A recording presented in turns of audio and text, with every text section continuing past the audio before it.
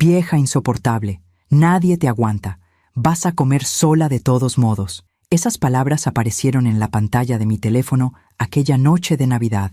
Las leí una vez, luego otra, y otra más. No eran de un desconocido, eran de mis propios hijos, en el grupo familiar que yo misma había creado años atrás con tanto cariño. Esa noche entendí que una cena podía destruir mucho más que una familia. Podía destruir la ilusión de que el amor de madre era suficiente para mantener unidos a quienes ya no querían estarlo. Me llamo Josefa Tonantzin. Tengo 59 años. Vivo en una casa que construí con mis propias manos, con el sudor de décadas de trabajo honesto. Una casa donde crecieron 3 hijos, Teodoro, Rodolfo y Diana. Una casa que aquella Nochebuena estaba llena de comida, de luces navideñas encendidas, de la mesa puesta con mis mejores platos, y completamente vacía de las personas que más amaba en este mundo. Esta es la historia que guardé demasiado tiempo. La historia de una madre que creyó que el amor incondicional bastaba, y la historia de una noche en la que todo cambió para siempre. 2 semanas antes de Navidad, envié el mensaje al grupo familiar. Lo redacté con cuidado, eligiendo cada palabra como quien elige flores para un altar. Mis amores, este año quiero que cenemos juntos en Nochebuena. Prepararé todo lo que les gusta. Los espero a las 8 de la noche. No falten. Los amo. Agregué un emoji de corazón rojo. Incluso un arbolito de Navidad. Intenté sonar alegre, cálida, como siempre había sido con ellos. Teodoro respondió primero. Veo, mamá. Rodolfo puso un pulgar hacia arriba. Diana ni siquiera abrió el mensaje durante 2 días. Pero yo, ilusa de mí, interpreté esos silencios como confirmaciones. Pensé, están ocupados, tienen sus vidas, pero vendrán. Siempre vienen cuando los necesito. ¿O no? Compré todo con semanas de anticipación. Fui al mercado temprano una mañana de diciembre, cuando el aire aún estaba frío y las calles olían a tamales y atole. Escogí el pavo más hermoso que encontré. Compré castañas, nueces, manzanas para el ponche. Compré los chiles poblanos que Teodoro tanto amaba para el relleno, las especias que Rodolfo prefería para el mole, y la harina para hacer las galletas de jengibre que Diana comía desde niña. Gasté más de lo que debía, pero no me importó. Era Navidad, era mi familia. Pasé 3 días cocinando. Mis manos, que ya no son tan jóvenes como antes, pelaron papas, picaron cebolla, amasaron, revolvieron, probaron. La casa se llenó de esos aromas que solo existen en diciembre. Canela, clavo, chocolate, pino del árbol que decoré yo sola en la sala.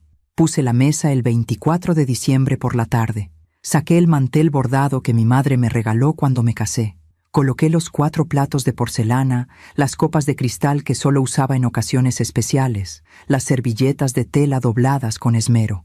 En el centro puse un centro de mesa con flores rojas y velas blancas. Todo estaba perfecto. Me vestí con mi mejor blusa, una color vino que Teodoro me había regalado años atrás. Me peiné, me maquillé apenas, me puse un poco de perfume. Quería verme bien para ellos. Quería que al llegar sintieran orgullo de su madre. A las 7:30 de la noche, la casa estaba lista.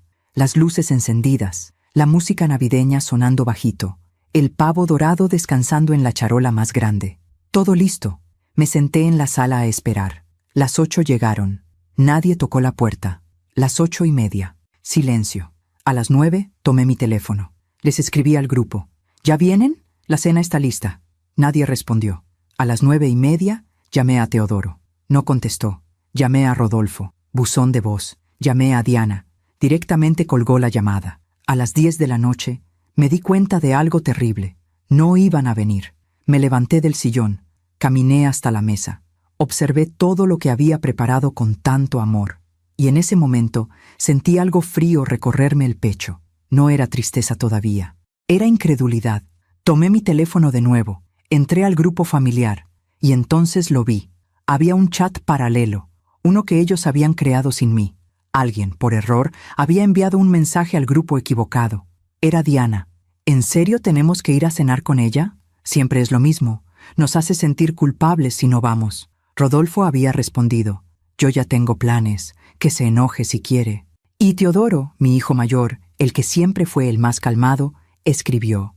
Bella chata, ninguém me aguenta você. Vai comer sozinha mesmo. Bella chata, nadie te aguanta. Vas a cenar sola. Leí esas palabras en portugués mezclado con español, como si el desprecio necesitara otro idioma para doler más, y algo dentro de mí se quebró. No fue un quiebre ruidoso, de esos que se lloran de inmediato. Fue silencioso, profundo, definitivo. Dejé el teléfono sobre la mesa. Me senté sola frente a aquella cena que había preparado para 4. Serví un plato para mí, solo uno. Corté un trozo de pavo, lo llevé a mi boca. Masticaba, pero no sentía sabor. Tragaba, pero no sentía hambre. La música navideña seguía sonando. Las velas seguían encendidas. Las luces del árbol parpadeaban suavemente.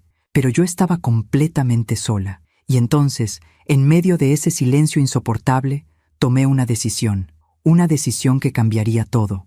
A veces confiamos demasiado en quien no debemos. ¿Tú también te has decepcionado de alguien que amabas? Cuéntame tu historia en los comentarios. Quiero leerte. Hay recuerdos que duelen más cuando son hermosos, porque contrastan con lo que vino después, porque te obligan a preguntarte en qué momento todo comenzó a desmoronarse. Antes de aquella Nochebuena terrible, hubo años de risas, de abrazos, de una familia que parecía inquebrantable. Recuerdo cuando Teodoro nació. Fue un jueves de abril, hace 35 años. Yo tenía 24.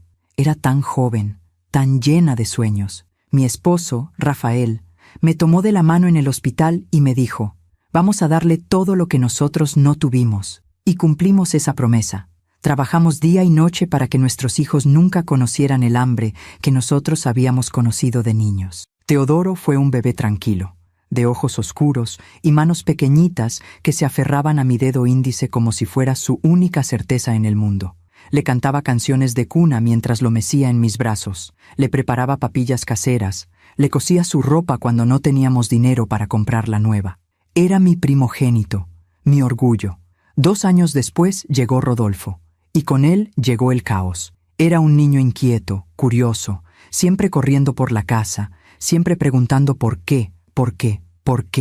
Se caía, se raspaba las rodillas, lloraba 5 minutos y volvía a correr. Rafael decía que Rodolfo había heredado mi energía. Yo decía que había heredado la terquedad de su padre. Los dos teníamos razón. Y 5 años más tarde, cuando ya pensaba que mi familia estaba completa, llegó Diana, mi única hija, mi niña de ojos claros y risa contagiosa. La recibí con lágrimas de felicidad, la última pieza de mi rompecabezas. Con ella, mi vida quedó completa. Vivíamos en una casa pequeña entonces. 2 recámaras, un baño, una cocina donde apenas cabía la mesa. Pero en esa casa humilde crecieron mis hijos rodeados de amor. Los domingos hacíamos carne asada en el patio.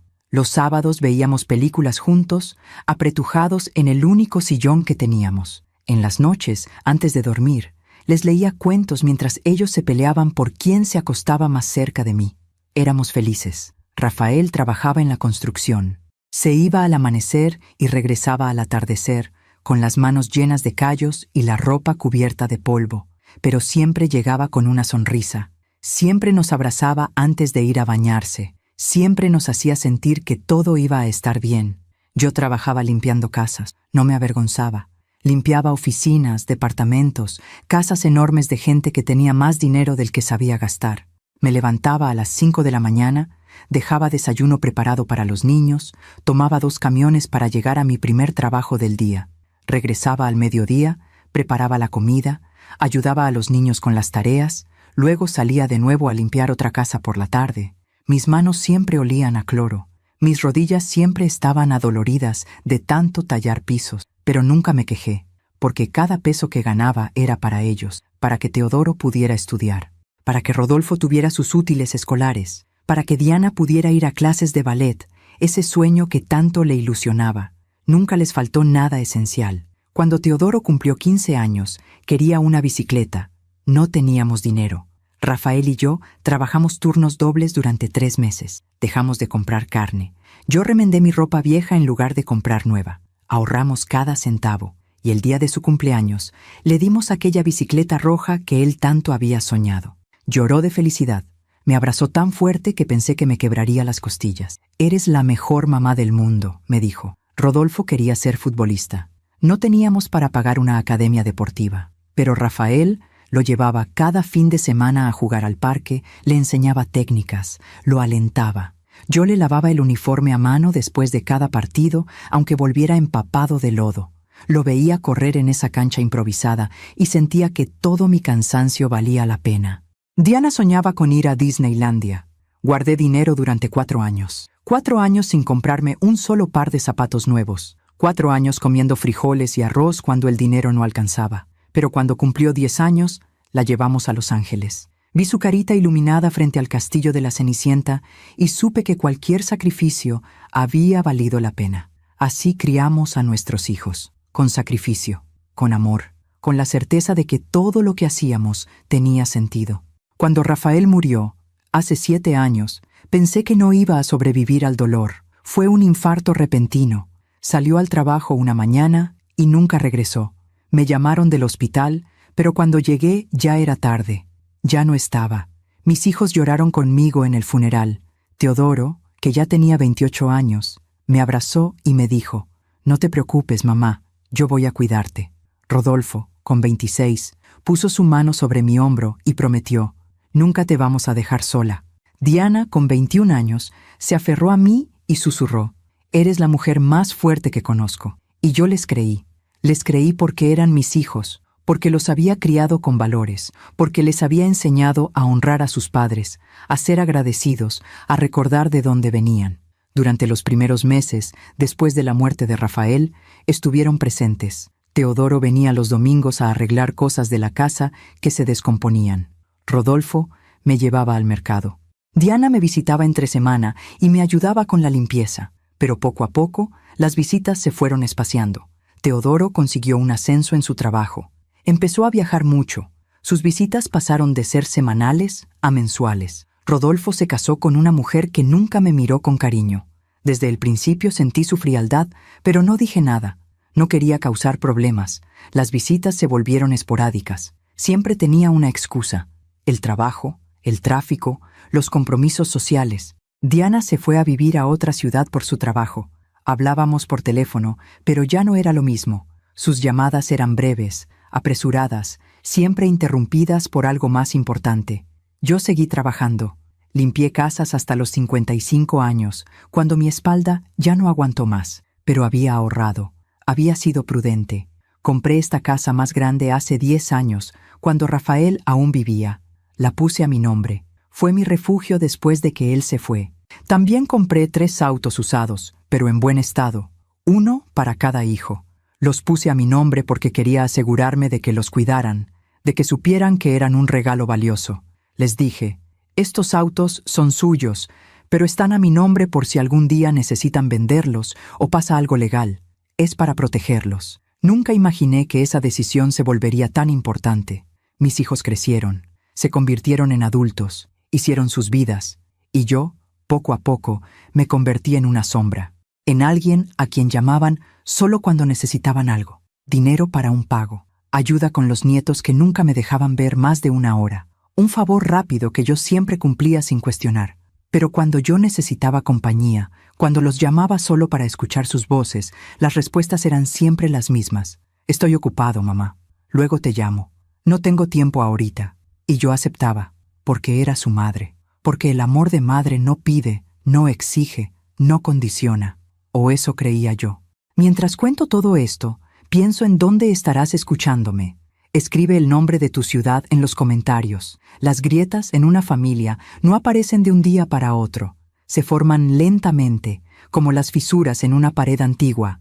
Al principio son tan delgadas que ni siquiera las ves, pero están ahí, creciendo, esperando el momento de convertirse en abismos. La primera vez que sentí que algo estaba cambiando fue hace 3 años, en el cumpleaños de Teodoro. Cumplía 32. Yo había preparado su pastel favorito, uno de 3 leches con fresas que le encantaba desde niño. Lo llamé para preguntarle a qué hora podía pasar a dejárselo. «Mejor no vengas, mamá», me dijo con una voz extraña, distante. «Vamos a celebrar con los amigos y, bueno, ya sabes, es ambiente de adultos». Ambiente de adultos, como si yo fuera una niña, como si mi presencia avergonzara a mi propio hijo. Tragué saliva. No quise pelear. «Está bien, hijo. ¿Entonces paso mañana?» «Mejor te marco yo cuando tenga tiempo», respondió. Y colgó. Nunca marcó. El pastel se quedó en mi refrigerador durante 1 semana. Lo comí yo sola, un pedazo cada noche, mientras veía las fotografías viejas de cuando Teodoro era niño. En esas fotos, él me abrazaba con esa sonrisa enorme, sin dientes de enfrente, con los ojos brillantes de amor puro. ¿En qué momento ese niño se había convertido en un hombre que no quería verme? 2 meses después, Rodolfo me invitó a comer. Me emocioné. Había pasado tanto tiempo desde la última vez que compartíamos una comida juntos. Me arreglé bien, me puse mi mejor vestido. Llegué puntual al restaurante que él había elegido, pero cuando llegué entendí por qué me había invitado. «Mamá, necesito que me prestes dinero», me dijo antes de que el mesero siquiera nos trajera el menú. «Son 100,000 pesos. Es urgente. Tengo una oportunidad de negocio y necesito el capital. 100,000 pesos, todo lo que me quedaba ahorrado después de pagar los gastos del mes. ¿Y cuándo me lo devolverías?», pregunté con cuidado, sin querer sonar desconfiada. «En 6 meses. Te lo prometo, mamá. Es una inversión segura». Algo en mi interior me advirtió que no lo hiciera. Pero era mi hijo, mi Rodolfo, el niño inquieto que había cargado en mis brazos, que había curado cuando se enfermaba, que había alimentado con mi propio esfuerzo. Le di el dinero. Han pasado 3 años. Nunca me devolvió un solo peso. Cuando le pregunto, siempre tiene una excusa. «El negocio va lento. Estoy esperando un pago. Pronto te deposito». Pero el dinero nunca llega. Y las llamadas de Rodolfo tampoco. Solo me busca cuando necesita algo más. Con Diana fue diferente. Más sutil, más doloroso. Un sábado por la tarde, hace 2 años, me animé a visitarla sin avisar. Vivía en un departamento bonito al norte de la ciudad. Toqué la puerta con una bolsa de tamales que había hecho esa mañana, pensando en sorprenderla. Abrió la puerta a medias. No me invitó a pasar. «Mamá, ¿qué haces aquí?», me preguntó con un tono que mezclaba sorpresa y molestia. «Te traje tamales, mi amor. Pensé que podíamos comer juntas». «Es que tengo visitas», dijo mirando hacia atrás. Escuché risas adentro. Risas femeninas. «No es buen momento. Solo será un ratito», insistí. Necesitaba tanto estar con ella. Diana suspiró. «Mamá, en serio. Estoy ocupada. Mejor hablamos luego, ¿sí?», y cerró la puerta. Me quedé parada en el pasillo de aquel edificio elegante, con mi bolsa de tamales en las manos, sintiéndome como una vendedora rechazada. Escuché las risas continuar del otro lado de la puerta. Diana estaba celebrando algo con sus amigas, y yo no estaba invitada a su vida. Regresé a casa en el autobús, con los tamales todavía calientes. Los repartí entre los vecinos. No quería comerlos sola. Me hubieran sabido a humillación. Pero lo peor no fueron esos momentos aislados. Lo peor fue darme cuenta de que se estaban convirtiendo en un patrón.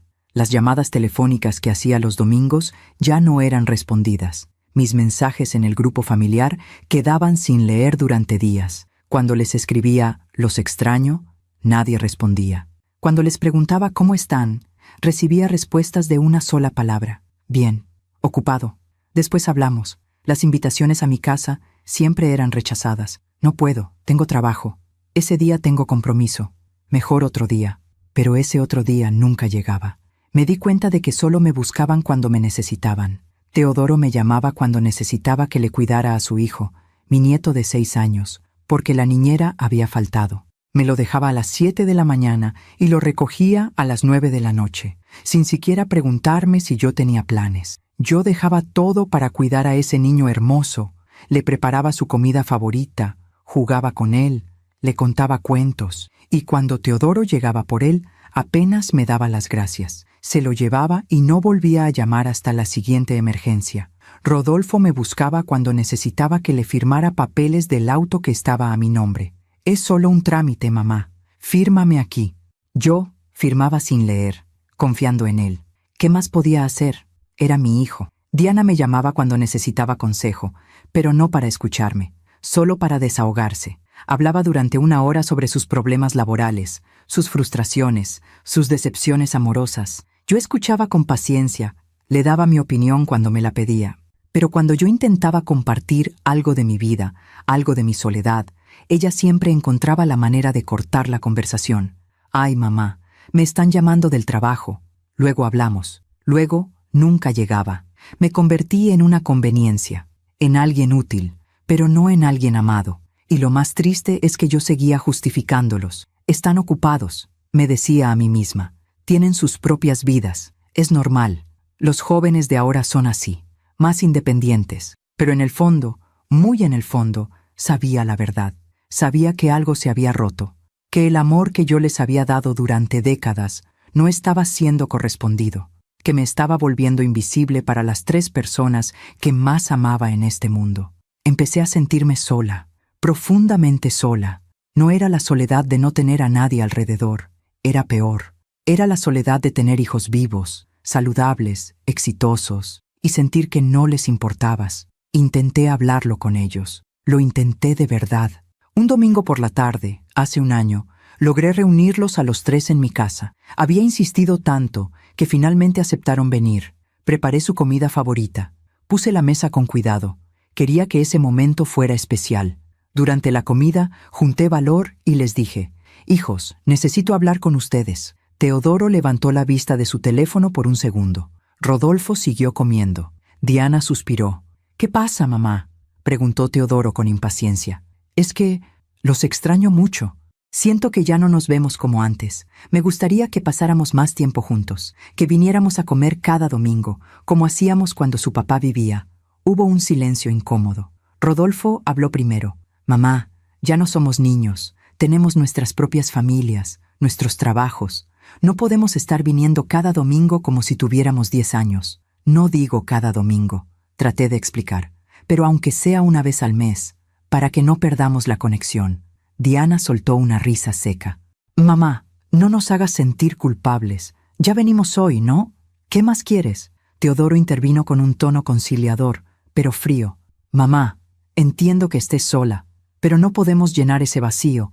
Cada quien tiene su vida. Deberías hacer amigas, salir, hacer algo.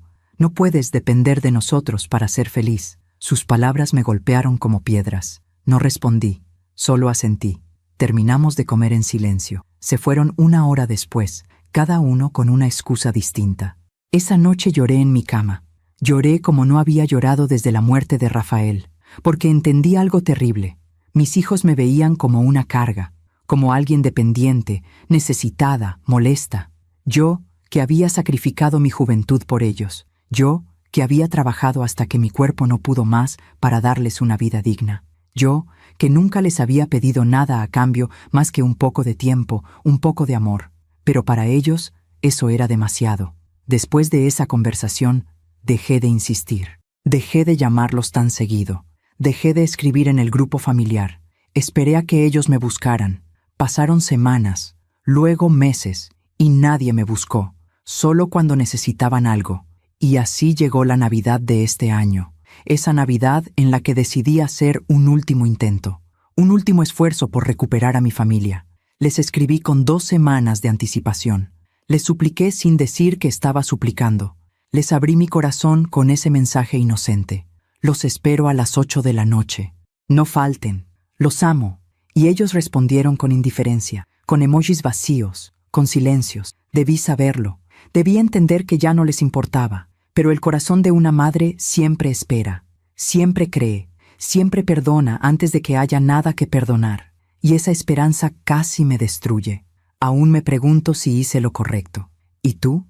¿Qué habrías hecho en mi lugar? Hay una mentira que las madres nos contamos a nosotras mismas. Una mentira peligrosa que repetimos como un mantra cada vez que nuestros hijos nos lastiman. No lo hacen con mala intención. Solo están ocupados. Solo están pasando por una etapa difícil. Solo necesitan tiempo.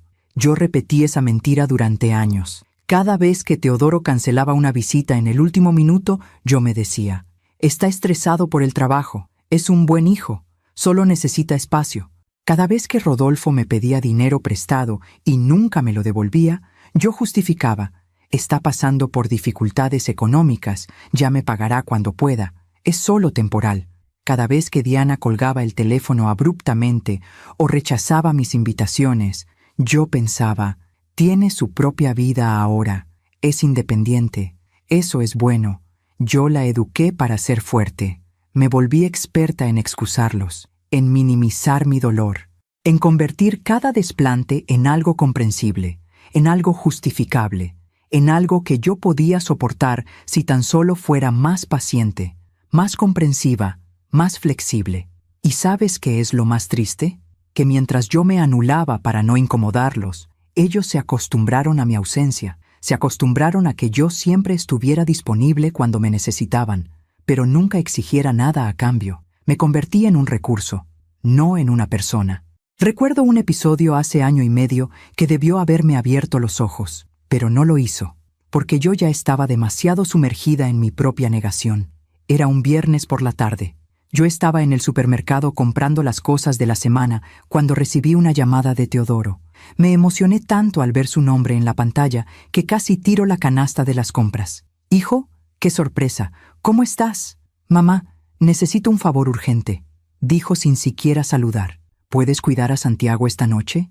Es que tengo una cena de trabajo importantísima y la niñera se enfermó». Santiago era mi nieto, el hijo de Teodoro, un niño hermoso de 6 años que me llenaba el corazón cada vez que lo veía.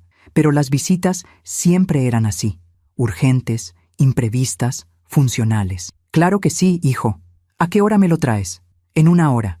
¿Está bien? Es que de verdad es urgente». Sí, no hay problema. Aquí los espero». Dejé el supermercado a medias. Regresé a casa corriendo. Tenía que limpiar, preparar algo de cenar para Santiago, sacar sus juguetes favoritos que guardaba en un cajón especial para cuando venía. Teodoro llegó exactamente 1 hora después.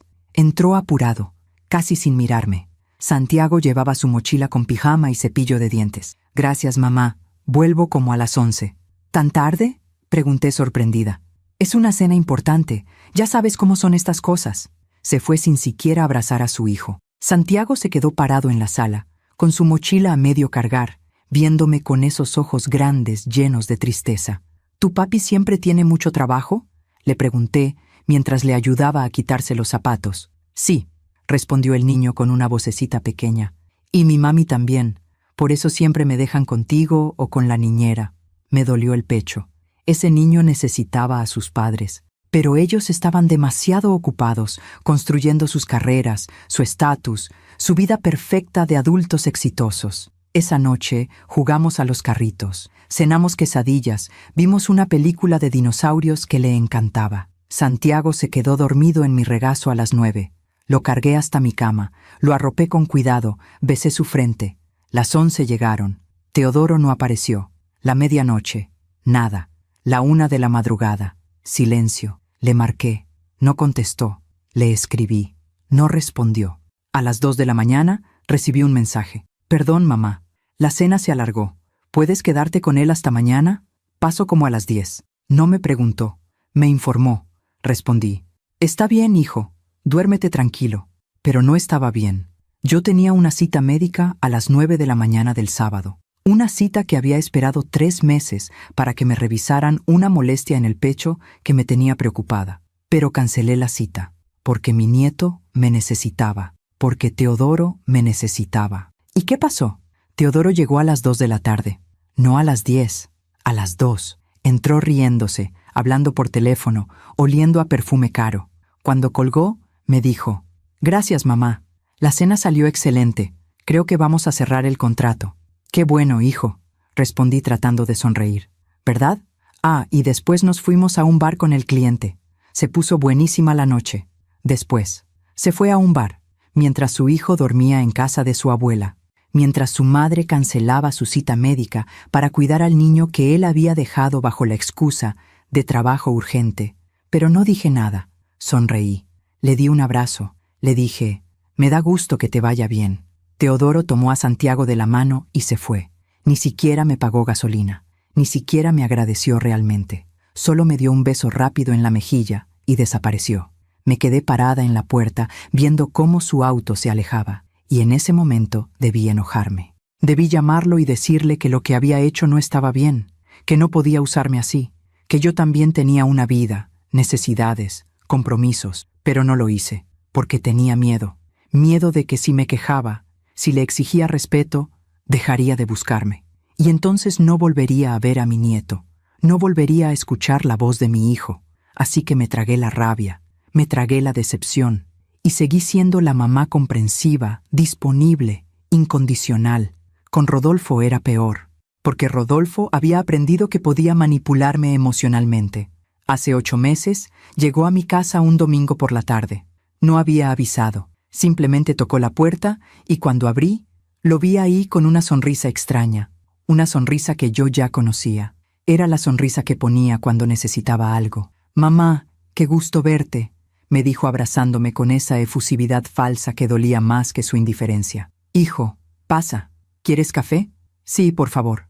Nos sentamos en la cocina. Preparé café de olla, de ese que le gustaba con canela. Puse pan dulce en la mesa.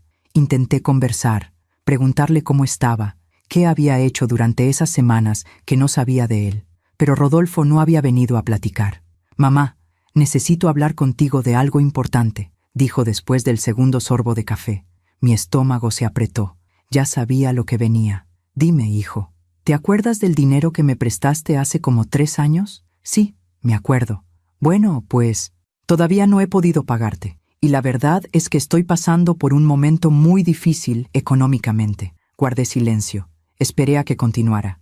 El negocio no funcionó como esperaba. Perdí todo. Y ahora tengo deudas fuertes y... Bueno, vengo a pedirte otro favor. «Rodolfo, solo son 50,000 pesos, mamá. Te lo juro que esta vez sí te los pago. Es para salir de un adeudo que tengo con el banco.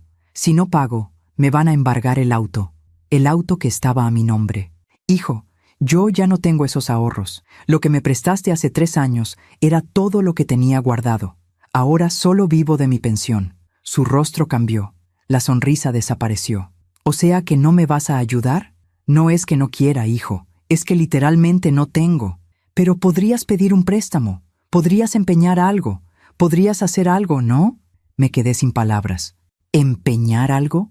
¿Endeudarme yo para sacarlo de sus problemas? ¿Problemas que él mismo había creado con su irresponsabilidad?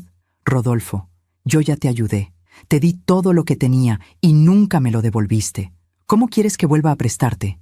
Se levantó de la silla bruscamente. Su rostro estaba rojo de coraje. «Sabía que ibas a decir eso. Sabía que al final siempre tienes excusas». «Hijo, no es una excusa. ¿Sabes qué, mamá?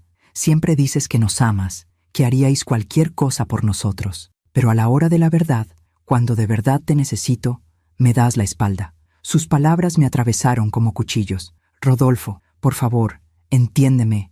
«No, tú entiéndeme a mí. Estoy desesperado. Y tú, que eres mi madre, me niegas tu ayuda». Se fue dando un portazo. Me dejó temblando en esa cocina, con el café todavía caliente, con el pan dulce intacto, con las lágrimas rodando por mis mejillas. Esa noche no pude dormir. Me la pasé dándole vueltas a sus palabras. ¿Tenía razón? ¿Era yo una mala madre por no endeudarme para ayudarlo? ¿Debía sacrificarme más? ¿Hasta dónde tenía que llegar mi amor? Y lo más enfermo de todo es que 2 días después llamé a Rodolfo. Le dije que había conseguido 30,000 pesos, que no eran los 50 que necesitaba, pero que era lo que podía darle. Mentí. No los había conseguido. Los saqué de mi tarjeta de crédito. Me endeudé. Sacrifiqué mi tranquilidad económica. Porque no soportaba la idea de que mi hijo pensara que yo no lo amaba. Rodolfo vino por el dinero, esta vez sin sonrisa. Solo tomó el sobre, me dio las gracias secamente y se fue. Pasaron 8 meses. Nunca me devolvió nada. Ni siquiera me preguntó cómo iba yo con la deuda que había adquirido por él. Y Diana, mi única hija, mi niña. Con ella el dolor era diferente, más sutil, más constante. Diana había aprendido a hacerme sentir culpable por existir. Cada vez que yo le llamaba, su tono era de fastidio apenas disimulado. «¿Qué pasó, mamá? ¿Está todo bien?» Como si solo pudiera llamarla en caso de emergencia. «Solo quería saber cómo estás, mi amor». «Ay, mamá, estoy bien. Ocupada, pero bien. ¿Y tu trabajo? ¿Cómo va?» «Bien, mamá. Todo bien. Oye, te tengo que dejar. Estoy en medio de algo». Siempre estaba en medio de algo. Siempre tenía prisa. Siempre había algo más importante que hablar conmigo. Hace 6 meses intenté visitarla de nuevo. Esta vez sí avisé. Le escribí: «Hija, voy a estar cerca de tu casa el jueves. ¿Puedo pasar a verte aunque sea un ratito?» Tardó horas en responder. «Mejor otro día, mamá. El jueves tengo mucho trabajo. ¿Y el viernes?» «El viernes tengo planes. ¿Y el fin de semana?» «Mamá, en serio, ahorita no puedo. Ya te aviso yo cuando tenga tiempo, ¿sí?» Nunca avisó. Me di cuenta de algo devastador. Mi propia hija me evitaba. Le incomodaba mi presencia. Yo, que la había parido, que la había amamantado, que había velado sus sueños durante años, Me había convertido en alguien de quien ella quería escapar. Y aún así, yo seguía justificándola. Es joven, tiene su vida. Yo a su edad tampoco visitaba tanto a mi mamá. Pero era mentira. Yo sí visitaba a mi madre, cada semana, hasta el día en que murió, porque así me habían enseñado, porque el respeto y el amor a los padres no tenían edad ni excepciones. Me había vuelto experta en tragarme el dolor, en sonreír cuando quería llorar, en decir «está bien» cuando nada estaba bien, en anularme completamente para no molestar a mis hijos con mi existencia. Y ellos lo sabían. Sabían que yo siempre iba a estar ahí, siempre disponible, siempre perdonando, siempre esperando. Por eso cuando les escribí sobre la cena de Navidad, ni siquiera se molestaron en inventar buenas excusas. Solo pusieron emojis, respuestas vagas, indiferencia. Porque yo había establecido el precedente. Podían tratarme como quisieran. Yo siempre iba a entender. Siempre iba a perdonar. Siempre iba a esperar. Hasta aquella Nochebuena. Hasta que leí esas palabras en el grupo familiar. Bela chata, ninguém aguenta você. Vai comer sozinha mesmo. En ese momento, algo dentro de mí se rompió. Y no fue una fractura más. Fue el colapso total de todas las mentiras que me había contado durante años. Ya no podía seguir negando la verdad. Mis hijos no me amaban. Me toleraban. Me usaban. Pero no me amaban. Y esa verdad, aunque devastadora, me liberó. Mientras cuento todo esto, pienso en dónde estarás escuchándome. Escribe el nombre de tu ciudad en los comentarios. Hay señales que ignoramos porque no queremos verlas. Hay verdades que rechazamos porque aceptarlas significaría destruir la imagen que tenemos de las personas que amamos. Yo había ignorado muchas señales, demasiadas, pero todas estaban ahí, esperando el momento de revelarse. La primera señal clara llegó hace 4 meses, en agosto. Fue un descubrimiento accidental que me heló la sangre. Yo estaba en casa de Teodoro. Él me había pedido que fuera a limpiar porque tenía una inspección importante para vender la propiedad. Sí, me pidió a mí, una mujer de 59 años con problemas de espalda, que limpiara su casa de 3 pisos porque no quería pagar a alguien para hacerlo. Y yo fui, porque era mi hijo, porque siempre decía que sí. Estaba trapeando el estudio cuando vi su laptop abierta sobre el escritorio. No tenía intención de fisgonear, de verdad, pero la pantalla se iluminó sola y apareció una conversación de WhatsApp. Era un chat con su esposa, Laura, y lo que leí me quitó el aliento. Laura había escrito: ¿Ya le dijiste a tu mamá que nos vamos a mudar a Monterrey? Teodoro respondió: no, y no le voy a decir hasta último momento. Ya sabes cómo se pone. Va a empezar con su drama de que no va a ver a Santiago, que la estamos abandonando, bla, bla, bla. Pues es verdad, ¿no? No va a ver a su nieto tan seguido. Ay, por favor, apenas lo ve ahora. Siempre está pidiendo que se lo traigamos, pero luego se cansa y nos habla para que lo recojamos antes. Eso era mentira. Una mentira cruel. Yo nunca me cansaba de Santiago. Nunca. Ellos eran los que lo recogían antes porque tenían planes. Porque no querían que su hijo interfiriera con sus salidas, sus cenas, sus vidas perfectas de pareja exitosa. Pero Teodoro le estaba diciendo a su esposa que yo era el problema. Seguí leyendo, con las manos temblando. Además, continuó Teodoro, no es como si hiciéramos mucho por ella. Viene cuando necesitamos algo y ya. No le debemos nada más. No le debemos nada más. Esas 5 palabras se quedaron grabadas en mi cerebro como hierro candente. ¿Nada más? 35 años de desvelos, de sacrificios, de amor incondicional eran nada más. Laura respondió: tienes razón. Igual cuando nos mudemos, va a ser un alivio no tenerla tan encima. Cerré la laptop. Mis manos sudaban. El trapeador se me cayó al piso. Me senté en el suelo de ese estudio, rodeada de muebles caros que mi hijo había comprado con el dinero que ganaba en su trabajo exitoso, y lloré en silencio. No lloré de tristeza, lloré de rabia, de impotencia, de humillación.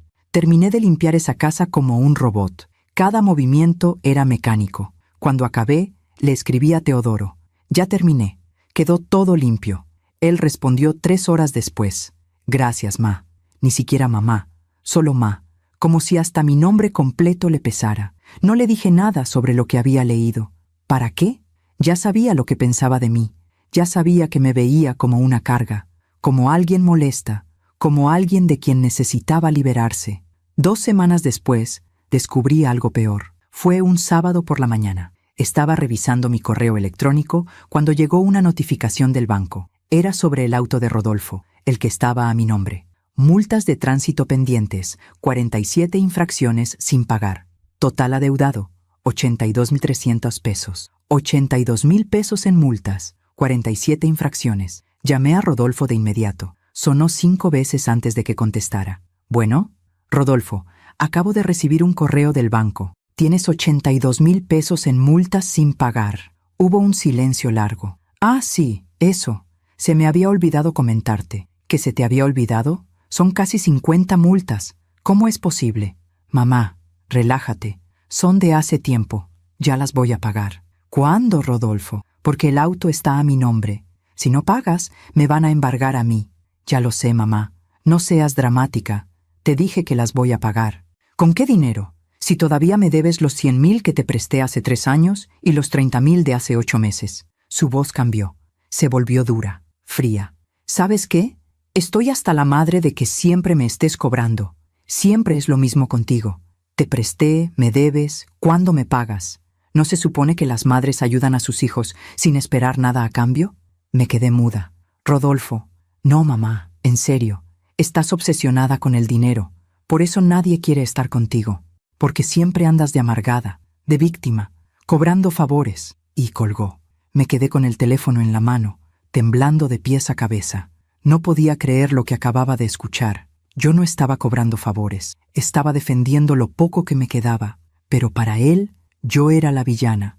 Yo era la mala madre que se atrevía a recordarle sus deudas. Pasé 3 días sin dormir, dándole vueltas a esa conversación. ¿De verdad era yo el problema? ¿De verdad estaba siendo dramática, amargada, obsesionada?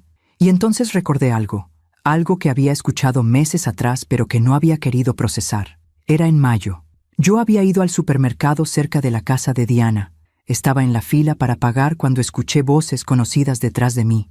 Me giré y vi a Diana con 2 amigas. Ella no me había visto. Una de sus amigas le preguntó, ¿y tu mamá? ¿Cómo está? Diana suspiró con dramatismo exagerado. Ay, ahí anda, bien pegajosa como siempre. No entiende que ya crecí, que tengo mi vida. Cada rato me está marcando, mandando mensajes. Es agotador. Las amigas se rieron. Todas las mamás son así, dijo otra. Sí, pero la mía es nivel experto. Hace poco me dijo que me extraña, que si podía visitarla. ¿Te imaginas? Visitarla nada más porque sí, como si no tuviera nada mejor que hacer. Se rieron de nuevo. Yo estaba a 3 metros de distancia, de espaldas, pero cada palabra me atravesaba como una bala. ¿Y qué le dijiste? Le inventé que tenía mucho trabajo. Obviamente. No voy a ir a verla solo porque se siente sola, que haga amigas o algo. No es mi responsabilidad entretenerla. Pagué mi cuenta y salí de ahí lo más rápido que pude. Llegué a casa y vomité. Literal. Vomité del asco, del dolor, de la traición. Mi hija. Mi única hija. La niña a la que le había enseñado a caminar, a hablar, a ser fuerte. Esa misma niña hablaba de mí con desprecio frente a sus amigas. Me reducía a una mamá pegajosa, a un estorbo, a alguien patético que no tenía nada mejor que hacer que molestar a su hija exitosa. Todos estos descubrimientos parciales se fueron acumulando como piedras en mi pecho. Cada uno era doloroso por sí solo, pero juntos formaban una verdad insoportable. Mis hijos no solo me ignoraban, me despreciaban. Hablaban mal de mí a mis espaldas, se burlaban de mis sentimientos, me veían como una carga inútil de la que querían deshacerse, y lo peor de todo es que seguían fingiendo. Cuando me veían de frente, me hablaban con esa cortesía falsa, con esos «te quiero, mamá» vacíos, con esas promesas de «luego nos vemos» que nunca se cumplían. Vivían una doble vida. Conmigo eran hijos aparentemente respetuosos. Lejos de mí eran crueles, desagradecidos, burlones. Empecé a preguntarme cuántas otras conversaciones habrían tenido sobre mí, cuántas veces habrían puesto los ojos en blanco cuando les marcaba, cuántas veces habrían suspirado con fastidio al ver mi nombre en sus pantallas. Me sentí como una tonta, como una vieja ilusa que había creído que el amor de madre era suficiente para mantener unida a una familia. Pero no era suficiente, nunca lo fue. Ellos habían crecido, habían formado sus propias vidas, y en esas vidas yo ya no cabía. Era un estorbo. una reliquia del pasado que les recordaba sus orígenes humildes, sus obligaciones morales, su deuda emocional, y esa deuda, evidentemente, no querían pagarla. Hace 3 meses hice algo que nunca había hecho. Revisé mi testamento. Lo había hecho años atrás, cuando Rafael murió. En ese testamento dejaba todo dividido equitativamente entre mis 3 hijos, la casa, mis ahorros, mis pertenencias. También especificaba que los 3 autos que estaban a mi nombre les pertenecían oficialmente a ellos. Mientras leía ese documento, sentí una mezcla de tristeza y rabia. ¿De verdad iba a dejarles todo? ¿Después de cómo me trataban? ¿Después de la humillación constante? ¿Del desprecio? ¿Del olvido? Guardé el testamento en mi cajón. No hice nada con él todavía, pero algo había cambiado dentro de mí. Una semilla de rabia había comenzado a germinar. Ya no era solo dolor, ya no era solo tristeza. Era indignación, porque yo no merecía esto. Nadie merecía esto. No importaba cuánto hubiera sacrificado por ellos. No podía obligarlos a amarme, pero tampoco tenía que seguir sometiéndome a su crueldad. Y entonces llegó diciembre, llegó la Navidad, llegó mi último intento por recuperar a mi familia. Les escribí ese mensaje con 2 semanas de anticipación. Los invité con toda mi alma. Preparé esa cena con todo mi corazón. Y ellos ni siquiera tuvieron la decencia de inventar una buena mentira. Solo pusieron emojis, respuestas de una palabra. Indiferencia total. Debí haberlo sabido. Todas las señales estaban ahí. Todos los descubrimientos parciales apuntaban a la misma conclusión. No iban a venir. Nunca tuvieron la intención de venir. Pero yo, terca como siempre, quise creer que había una posibilidad. Una última posibilidad de que recordaran quién era yo, de que recordaran todo lo que había hecho por ellos, de que el espíritu navideño, al menos, los hiciera reflexionar. Me equivoqué. El 24 de diciembre, a las 10 de la noche, mientras yo estaba sentada frente a esa mesa llena de comida que nadie iba a comer, leí ese mensaje en el grupo familiar. Ese mensaje que me destruyó y al mismo tiempo me liberó. Velha chata, ninguém aguenta você. Vai comer sozinha mesmo. Y en ese momento, todos los descubrimientos parciales se unieron en una revelación completa. Mis hijos no me amaban, y yo ya no tenía que fingir que todo estaba bien. Era hora de tomar una decisión. Una decisión que cambiaría todo para siempre. Hay momentos en la vida que te cambian para siempre. Momentos que dividen tu existencia en un antes y un después. Para mí, ese momento fue la noche del 24 de diciembre. Sentada frente a una mesa llena de comida que nadie vino a compartir, leyendo palabras que nunca debí haber leído. Velha chata, ninguém aguenta você, vai comer sozinha mesmo. Las leí 1 vez, 2, 3, como si leerlas más veces fuera a cambiar su significado, como si de repente fueran a transformarse en palabras de amor, de arrepentimiento, de disculpa, pero no cambiaban, seguían ahí, crueles, definitivas, verdaderas. El grupo familiar tenía un nombre que yo misma había puesto años atrás. Familia Tonantzin. Amor eterno. Qué irónico. Qué dolorosamente irónico. Miré la pantalla hasta que se me nublaron los ojos. No de lágrimas. Ya no me quedaban lágrimas. Era algo más profundo que la tristeza. Era la muerte de una ilusión. La muerte de la madre que había creído que el amor incondicional era suficiente. Me levanté de la silla. Mis piernas temblaban, pero logré sostenerme. Caminé hacia la ventana de la cocina. Afuera, las casas de mis vecinos brillaban con luces navideñas. Escuchaba risas lejanas, música, celebración. El mundo seguía girando. Las familias seguían reunidas. La Navidad seguía siendo mágica. Para todos, menos para mí. Regresé a la mesa. Observé cada detalle de esa cena que había preparado con tanto amor. El pavo dorado, perfecto, cortado con precisión. El mole que había tardado 2 días en preparar, con la receta de mi abuela. Las castañas caramelizadas, el ponche humeante en la olla grande, las galletas de jengibre decoradas a mano, cada una con un mensaje. Te amo, Teodoro. Te amo, Rodolfo. Te amo, Diana. Qué patética me veía a mí misma. Una mujer de 59 años escribiendo mensajes de amor en galletas para hijos que ni siquiera tuvieron la decencia de rechazar la invitación de frente. Tomé mi teléfono de nuevo. Volví a leer el mensaje. Esta vez me fijé en un detalle que no había notado antes. El mensaje de Teodoro había sido enviado al grupo equivocado. Ellos tenían un chat paralelo, uno sin mí, donde hablaban libremente. Y por error, Teodoro había mandado ese insulto al grupo donde yo sí estaba. Entré a ese chat paralelo. Diana lo había borrado rápidamente, pero alcancé a ver que tenía un nombre. Los tres, como si fueran la verdadera familia, como si yo fuera una extraña de quien había que protegerse, de quien había que hablar a escondidas. Quise gritar, quise romper algo, quise llamarlos y decirles todo lo que sentía, todo el dolor que me habían causado, toda la rabia que tenía acumulada. Pero no lo hice, porque en medio de ese dolor insoportable, algo cambió dentro de mí. Algo fundamental.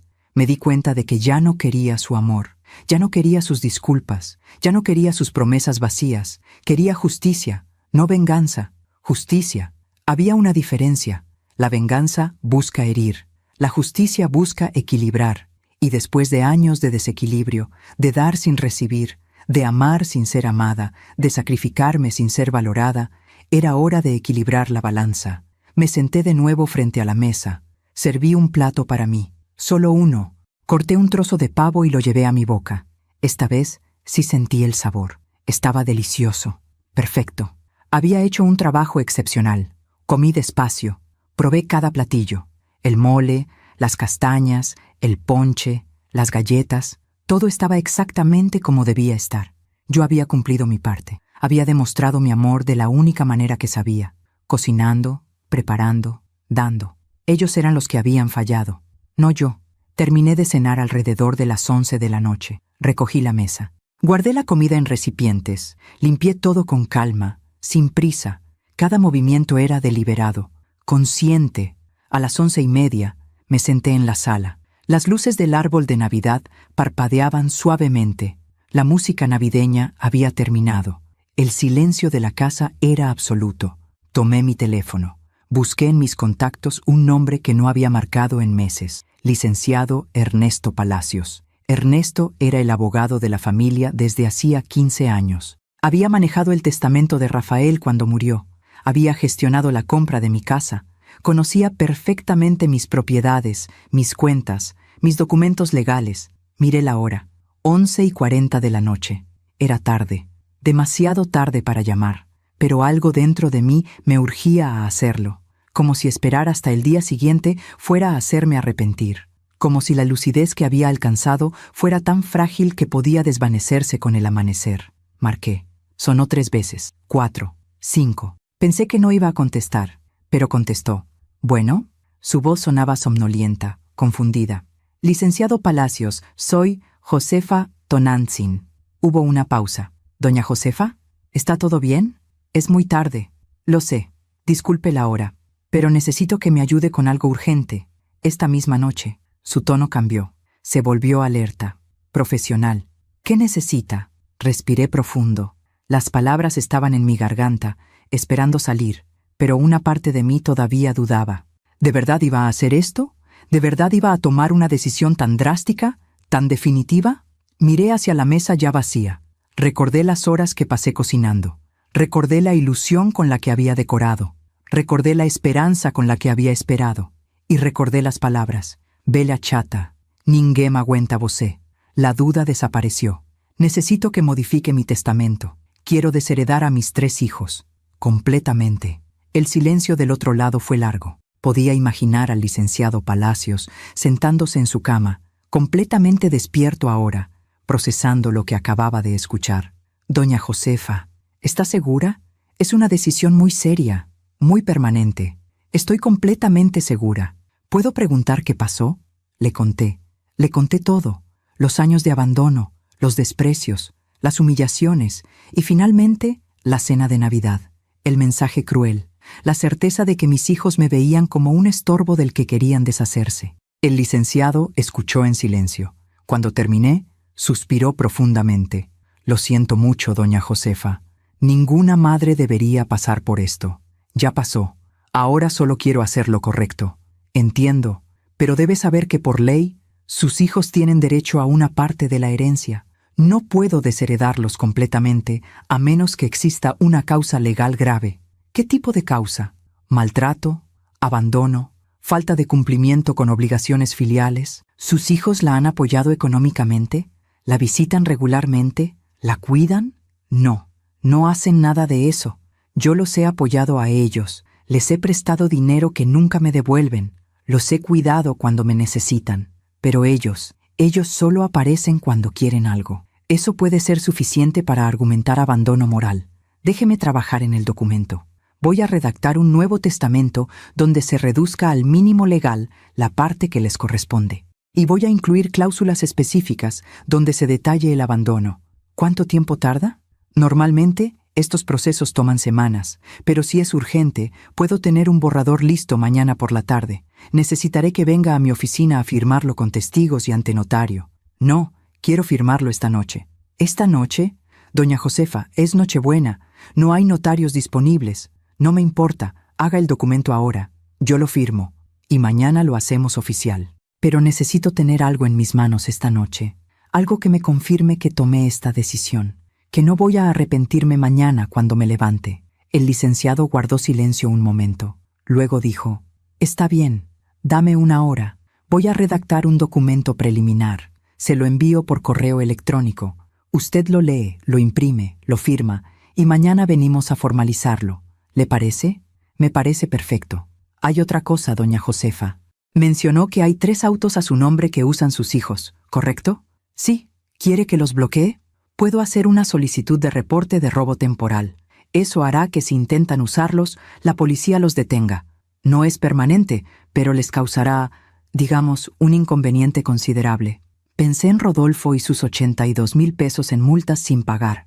Pensé en Teodoro usando su auto para viajar a Monterrey sin siquiera decirme que se iba a mudar. Pensé en Diana, que probablemente usaba su auto para ir a esas reuniones con amigas donde hablaba mal de mí. Hágalo. Bloquee los 3 autos. Entendido. Les va a llegar una notificación en cuanto se procese. Probablemente mañana en la mañana. Perfecto. Doña Josefa, una última pregunta. Y discúlpeme por hacerla, pero es mi obligación como su abogado. ¿Está tomando esta decisión con la mente clara? ¿No ha bebido alcohol? ¿No está bajo medicación que pueda afectar su juicio? Licenciado, llevo 59 años tomando decisiones con la mente clara. Esta es la más clara de todas. Está bien, confío en usted. Entonces manos a la obra. Le mando el documento en una hora. Revíselo con calma. Y si está de acuerdo, nos vemos mañana a las 10 de la mañana en mi oficina para firmarlo oficialmente. Ahí estaré. Colgué el teléfono. Mis manos ya no temblaban. Mi corazón latía con calma. Una calma extraña, considerando lo que acababa de hacer. Me levanté del sillón. Fui a la cocina. Me serví una taza de ponche caliente. Regresé a la sala y me senté frente al árbol de Navidad. Mientras esperaba el correo del licenciado Palacios, pensé en mis hijos. Pensé en los niños que habían sido. En los adolescentes llenos de sueños. En los adultos en los que se habían convertido. Y me di cuenta de algo que nunca antes había querido admitir. Yo no había fracasado como madre. Había hecho todo bien. Les había dado amor, educación, valores, oportunidades. Ellos habían fracasado como hijos, y eso no era mi culpa. No era mi responsabilidad cargar con la culpa de sus decisiones, de su ingratitud, de su crueldad. A las 12:30 de la madrugada, llegó el correo electrónico. Lo abrí con manos firmes. Leí cada palabra del documento. Era claro, legal, definitivo. Testamento de Josefa Tonantzin Ramírez. Por la presente, revoco cualquier testamento anterior y establezco lo siguiente. Debido al abandono moral y emocional sistemático por parte de mis 3 hijos, Teodoro, Rodolfo y Diana, y en uso de las facultades que me otorga la ley, dispongo que mi patrimonio sea distribuido de la siguiente manera. El mínimo legalmente establecido para cada hijo, y el resto será donado a organizaciones benéficas que apoyan a mujeres adultas mayores en situación de abandono. Seguí leyendo. Cada línea era un acto de justicia, de dignidad, de amor propio. Imprimí el documento. Lo firmé con mi nombre completo. Lo guardé en un sobre manila. Eran las 2 de la mañana del 25 de diciembre. Navidad. El día del nacimiento, del perdón, de la familia. Pero para mí era el día de mi renacimiento, del fin de una etapa de sumisión y el comienzo de una etapa de dignidad. Me fui a dormir esa noche con una paz que no había sentido en años. No era felicidad, era algo mejor, era certeza. La certeza de que por primera vez en mucho tiempo había hecho lo correcto para mí, y mientras cerraba los ojos, pensé en la mañana, en el momento en que mis hijos descubrieran lo que había hecho, en sus rostros de sorpresa, de indignación, de furia, y sonreí, porque por fin, después de años de ser invisible, iban a verme, de verdad, completamente. Desperté el 25 de diciembre a las 6 de la mañana, no porque tuviera que hacerlo, simplemente porque mi cuerpo ya no podía seguir durmiendo. Había algo en el aire, una anticipación, una energía extraña que me mantenía alerta. Me levanté, me preparé un café y me senté en la cocina a esperar. No sabía exactamente qué estaba esperando, pero sabía que algo iba a pasar, algo grande. A las 7:30 de la mañana, mi teléfono sonó. Era Rodolfo. No contesté. Volvió a llamar. Y otra vez. Y otra. 5 llamadas en 10 minutos. Finalmente, dejó un mensaje de voz. Lo escuché. «Mamá, ¿qué chingados hiciste? Acabo de recibir una notificación de que mi auto fue reportado. No puedo usarlo. Llámame. Es urgente». Su voz no era preocupada. Era furiosa. Borré el mensaje. A las 8 de la mañana, Diana empezó a escribirme por WhatsApp. «Mamá, ¿por qué reportaste mi auto? Mamá, contesta. Mamá, esto es ridículo. Tengo compromisos hoy. ¿Qué te pasa? ¿Ahora te estás vengando porque no fuimos a tu cena?» Leí cada mensaje con calma. No respondí ninguno. A las 8:30, Teodoro me llamó. Esta vez sí contesté. Necesitaba escuchar su voz. Necesitaba confirmar lo que ya sabía, que solo me buscaban cuando les afectaba algo. «Mamá, buenos días, Teodoro. ¿Qué hiciste? Me llegó una notificación de que mi auto fue reportado como robado. Tuve que dejar a Santiago con los vecinos porque no puedo moverme. Explícame qué está pasando». Su tono era de exigencia, no de preocupación por mí, solo por su inconveniencia. «Los autos están a mi nombre, Teodoro, y decidí ejercer mi derecho de reportarlos». «¿Tu derecho? ¿De qué hablas? Ese auto es mío. Yo lo uso. Yo pago el seguro. Pero está a mi nombre. Y anoche, mientras cenaba sola en Nochebuena, decidí que era momento de hacer algunos cambios». Hubo un silencio. Podía imaginar su rostro, procesando lo que acababa de decir. «Espera, ¿esto es porque no fuimos a tu cena? Esto es porque ninguno de ustedes tuvo la decencia de decirme que no iban a venir. Porque en lugar de eso, escribieron en su chat privado que soy una vieja chata que nadie aguanta». Otro silencio. Este más largo, más pesado. «Mamá, yo... ¿Tú qué, Teodoro? ¿Vas a decir que no es verdad? Porque lo leí, con mis propios ojos, en el grupo familiar. Por error lo mandaste al grupo equivocado. Fue un momento de frustración. No lo dije en serio». «¿Ah, no? Entonces, ¿por qué lo escribiste? ¿Por qué tienen un chat sin mí donde hablan de lo molesta que soy?» «Mamá, todos necesitamos desahogarnos a veces. Pues yo también necesito desahogarme, Teodoro. Y anoche me desahogué llamando a mi abogado». «¿Tu abogado? ¿Para qué?» «Para modificar mi testamento. Y para bloquear los autos que tanto disfrutan usar, pero que están a mi nombre». Su respiración se aceleró. Podía escucharla a través del teléfono. «No puedes hacer eso. Ya lo hice. A las 10 tengo cita para firmar el documento oficial. Los autos van a permanecer bloqueados hasta que yo decida qué hacer con ellos. Y en cuanto al testamento, bueno, van a tener que esperar a que me muera para saber exactamente qué cambié». «Mamá, estás siendo irracional. Estás reaccionando emocionalmente». «¿Irracional? 35 años criándote, sacrificándome por ti. Y tú me llamas irracional porque finalmente reacciono a años de desprecio». «No es desprecio, mamá. Es solo que tenemos nuestras vidas. Estábamos ocupados. No pudimos ir a una cena. No es para tanto. No pudieron ir a una cena, pero sí pudieron ir a un bar después de tu cena de trabajo urgente, hace 1 año y medio, mientras yo cuidaba a tu hijo hasta las 2 de la madrugada. Yo te agradecí por eso, con un gracias, mamá seco, sin siquiera preguntarme cómo estaba, sin siquiera pagar gasolina, usando mi tiempo, mi casa, mi amor como si fueran recursos gratuitos e ilimitados. ¿Ahora vas a cobrarme por cuidar a tu nieto? No, Teodoro, no voy a cobrarte, pero tampoco voy a seguir siendo tu conveniencia, tu recurso de emergencia, tu madre invisible que solo existe cuando la necesitas. Eres mi madre. Se supone que debes estar ahí cuando te necesitamos». Sus palabras me golpearon, pero esta vez, en lugar de dolerme, me dieron claridad. «Tienes razón. Soy tu madre. Y estuve ahí toda tu vida, cada día, cada noche, cada momento que me necesitaste y cada momento que no. Pero tú, Teodoro, ¿cuándo has estado para mí? ¿Cuándo me has llamado solo para saber cómo estoy? ¿Cuándo me has visitado sin necesitar algo a cambio? No respondió. Exacto, nunca, porque para ti yo solo existo en función de lo que puedo darte. Pero ya no más, hijo, ya no más.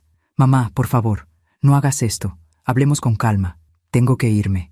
El licenciado Palacios me espera a las 10. Mamá, espera. Colgué. Mis manos temblaban, pero no de miedo. Era adrenalina. Era poder. Era la sensación de finalmente, después de años, poner límites. 10 minutos después, llegó un mensaje al grupo familiar. Era de Diana. Mamá, ¿en serio? ¿Ahora nos vas a castigar como si fuéramos niños? Esto es patético. Rodolfo respondió. Es increíble. Toda la vida sacrificándose y ahora resulta que lo hacía para cobrárnoslo después. Típico. Teodoro escribió. Mejor hablemos cuando se le pase el berrinche. Berrinche. 35 años de amor incondicional reducidos a un berrinche. Escribí en el grupo por primera vez en semanas. No es un berrinche, es una decisión consciente. Ustedes decidieron que no querían una madre. Yo decidí que no quiero hijos que me traten como basura. Estamos en paz. Y salí del grupo. Bloqueé los 3 números. Silencié el WhatsApp. A las 9:30 de la mañana, salí de mi casa rumbo a la oficina del licenciado Palacios. Iba vestida con mi mejor ropa, peinada, maquillada, erguida. No iba como una víctima. Iba como una mujer que había recuperado su dignidad. Llegué puntual. El licenciado Palacios me esperaba en su oficina junto con 2 testigos y un notario que, a pesar de ser Navidad, había aceptado venir por un pago extra. Doña Josefa, buenos días. ¿Tuvo una noche tranquila? La más tranquila en años, licenciado. Me da gusto. Tengo el documento listo. ¿Quiere revisarlo una vez más antes de firmar? No es necesario. Confío en su trabajo. Muy bien. Entonces procedamos. El notario leyó el documento en voz alta. Cada palabra era un clavo en el ataúd de mi antigua vida. Cada cláusula era una declaración de independencia. Por abandono moral y emocional sistemático, por falta de cumplimiento de obligaciones filiales, por maltrato psicológico manifestado en mensajes despectivos. Cuando terminó de leer, me pasó la pluma. Doña Josefa, ¿está segura de querer firmar este documento? Miré al notario a los ojos. Completamente segura. Firmé. Mi nombre fluyó con firmeza sobre el papel. Josefa Tonantzin Ramírez, una mujer libre. Los testigos firmaron. El notario selló el documento. El licenciado Palacios lo guardó en su archivo. Listo, dijo con una sonrisa triste. Oficialmente su testamento ha sido modificado. Sus hijos recibirán solo el mínimo que la ley establece. El resto será para las organizaciones que usted eligió. Perfecto. ¿Y los autos? Los autos están bloqueados. He enviado la documentación correspondiente. Si sus hijos quieren recuperarlos, tendrán que venir a hablar conmigo. Y tendrán que pasar por un proceso legal que les tomará al menos 6 semanas. Excelente. Doña Josefa, ¿me permite hacerle una pregunta personal?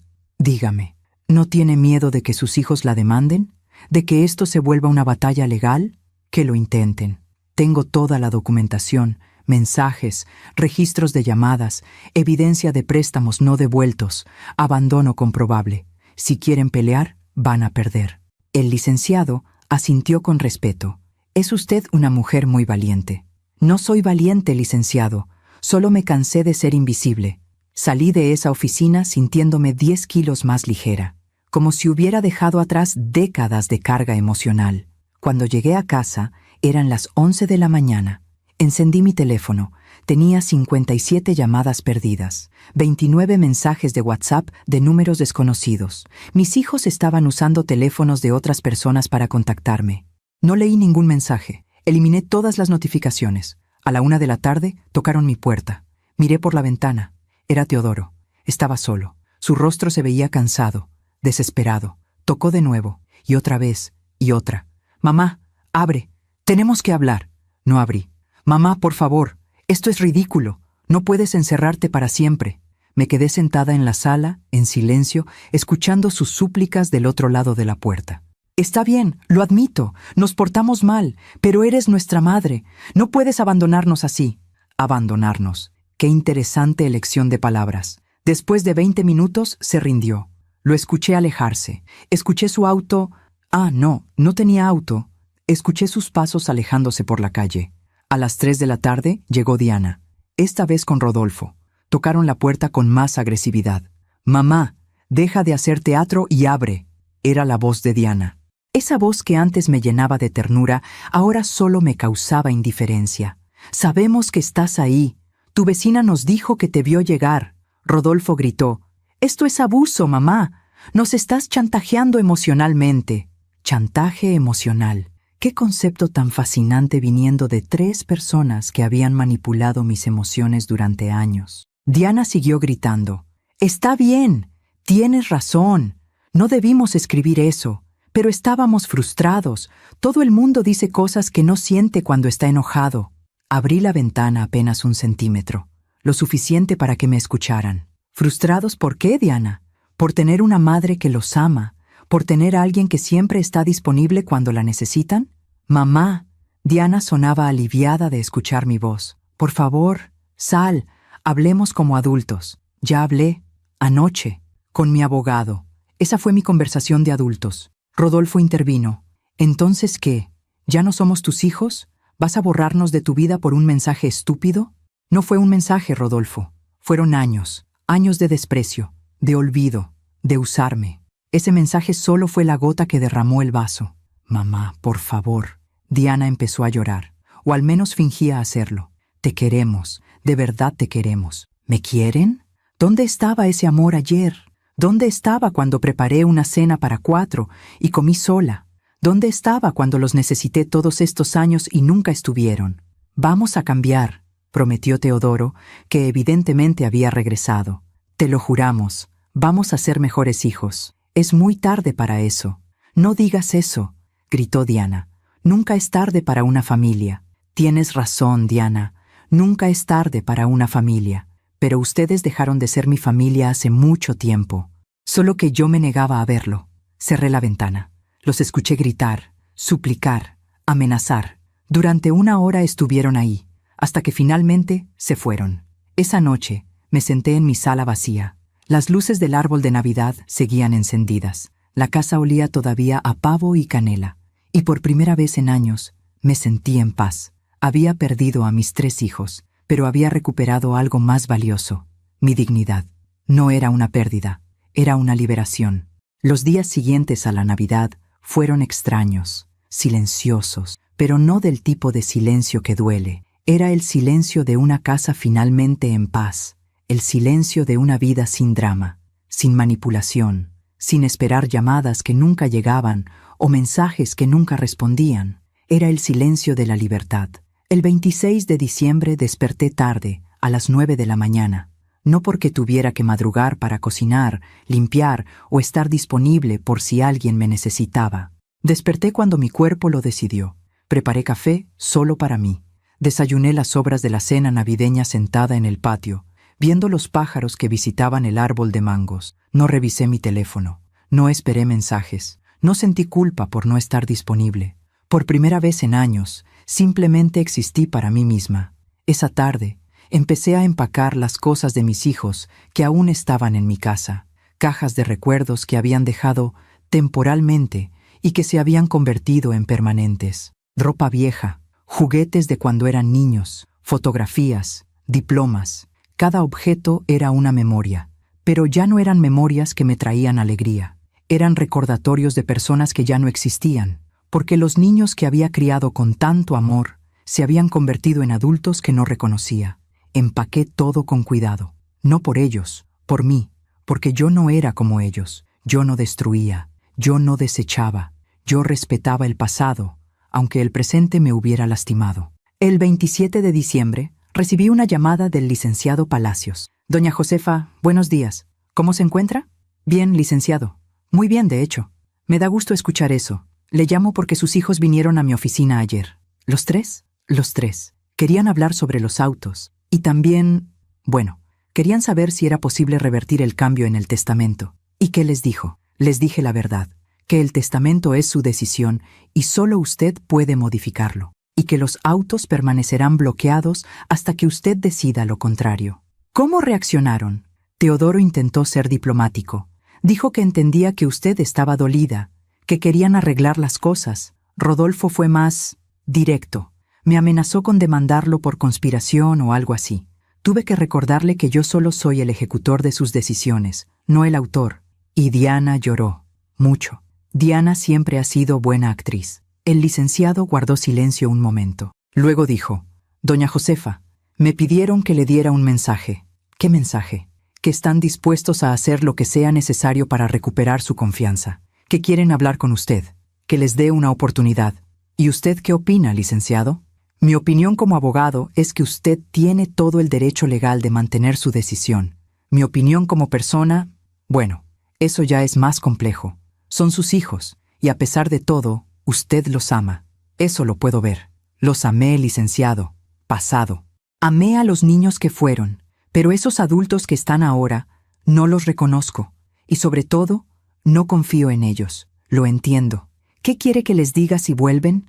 Dígales que si quieren hablar conmigo, saben dónde vivo, pero que no voy a abrirles la puerta solo porque ahora sí me necesitan, que tendrán que demostrar con acciones, no con palabras, que realmente han cambiado.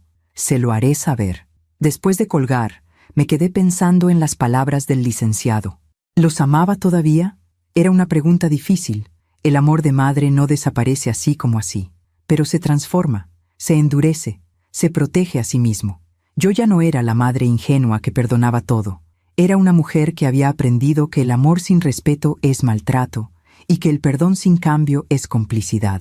El 28 de diciembre, algo cambió en mi interior. Fue sutil, pero profundo.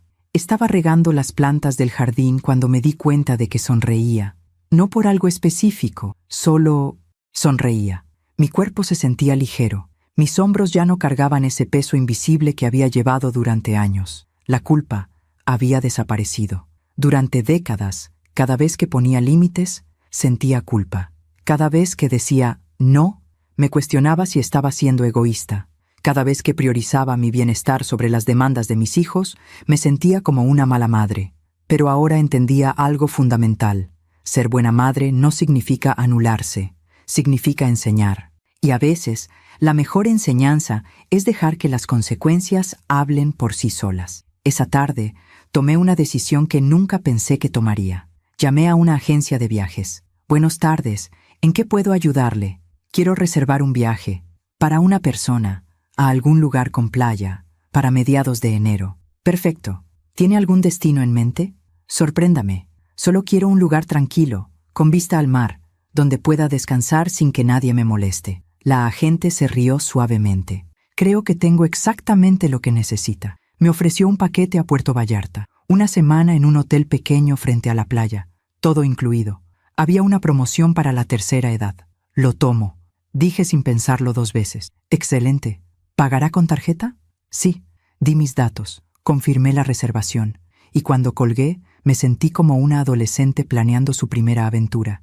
Iba a hacer algo solo para mí, sin consultar con nadie, sin pedir permiso, sin sentirme culpable. El 29 de diciembre, mis hijos hicieron un último intento desesperado. Llegaron juntos a mi casa. Los vi desde la ventana. Traían una caja grande envuelta en papel de regalo. Se veían nerviosos, incómodos. Tocaron la puerta. Mamá, sabemos que estás ahí. Por favor, danos 5 minutos. Era la voz de Teodoro. No respondí.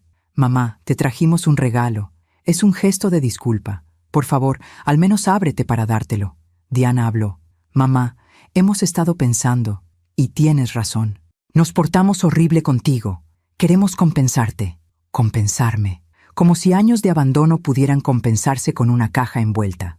Abrí la puerta. Solo un poco. Lo suficiente para verlos, pero no para invitarlos a pasar. Los 3 me miraron con expresiones que intentaban parecer arrepentidas, pero yo ya conocía sus máscaras. 5 minutos, dije. Hablen. Teodoro se aclaró la garganta. Mamá, queríamos disculparnos formalmente. Lo que escribimos en el chat fue cruel e injustificable. Estábamos frustrados, pero eso no es excusa. Y lo de no ir a tu cena, no tenemos perdón. Exacto, añadió Rodolfo. No tenemos perdón, pero queremos que sepas que vamos a cambiar. De verdad. Diana extendió la caja hacia mí. Te compramos esto. Es una tablet. para que puedas videollamarnos más fácil, para que estemos más conectados. Miré la caja. No la tomé. ¿Entonces su solución es una tablet? ¿Creen que un dispositivo electrónico va a arreglar años de desprecio? No es solo eso, mamá, dijo Teodoro. También queremos proponerte algo. Vamos a hacer un calendario. Nos vamos a turnar para visitarte cada domingo. Uno diferente cada semana. Así siempre vas a tener compañía. Y vamos a organizar cenas familiares una vez al mes, agregó Diana. En tu casa o en la nuestra, como prefieras. Vamos a recuperar el tiempo perdido. Los miré a los tres, sus rostros llenos de esperanza fingida, sus promesas que sonaban exactamente como todas las promesas rotas del pasado. ¿Saben por qué no les creo? Pregunté con calma. Se miraron entre ellos, confundidos, porque han tenido años para hacer todo eso, años en los que yo les pedí, les supliqué, les rogué un poco de tiempo, y nunca lo hicieron. ¿Por qué ahora sí? Porque entendimos lo importantes que eres para nosotros, dijo Diana. No, ahora sí porque les quité sus autos, porque modifiqué mi testamento, porque finalmente hay consecuencias para sus acciones. No es amor lo que los trae aquí, es pánico. Rodolfo apretó la mandíbula. Entonces, ¿qué quieres, mamá? ¿Que nos arrastremos? ¿Que te besemos los pies? No quiero nada, Rodolfo. Ese es precisamente el punto. Ya no quiero nada de ustedes. Durante años quise su amor, su tiempo, su respeto, y nunca me lo dieron. Ahora ya no lo necesito. Eso no es cierto, dijo Teodoro. Las madres siempre necesitan a sus hijos. Las madres necesitan hijos que las valoren. Ustedes no me valoran, solo me necesitan. Mamá, dame una oportunidad, suplicó Diana. Solo una. Te prometo que voy a cambiar. Diana, me has prometido cambiar cientos de veces. Cada vez que te reclamaba algo, prometías llamar más seguido, visitarme más, y nunca pasaba. Esta vez es diferente. No lo es. La única diferencia es que ahora hay algo en juego para ustedes. Pero para mí ya no hay nada en juego, porque ya perdí todo lo que podía perder. Los perdí a ustedes hace años, solo que me estaba engañando a mí misma. El silencio que siguió fue denso, doloroso. Finalmente, Teodoro habló. ¿Entonces así va a terminar esto? ¿Vas a morir sola, amargada, sin tu familia? Sus palabras buscaban herirme, buscaban activar mi miedo más profundo, la soledad, pero ya no funcionaba. Prefiero estar sola que estar rodeada de personas que me hacen sentir invisible. La soledad que duele no es la física, Teodoro, es la que sientes cuando estás con alguien que no te ve.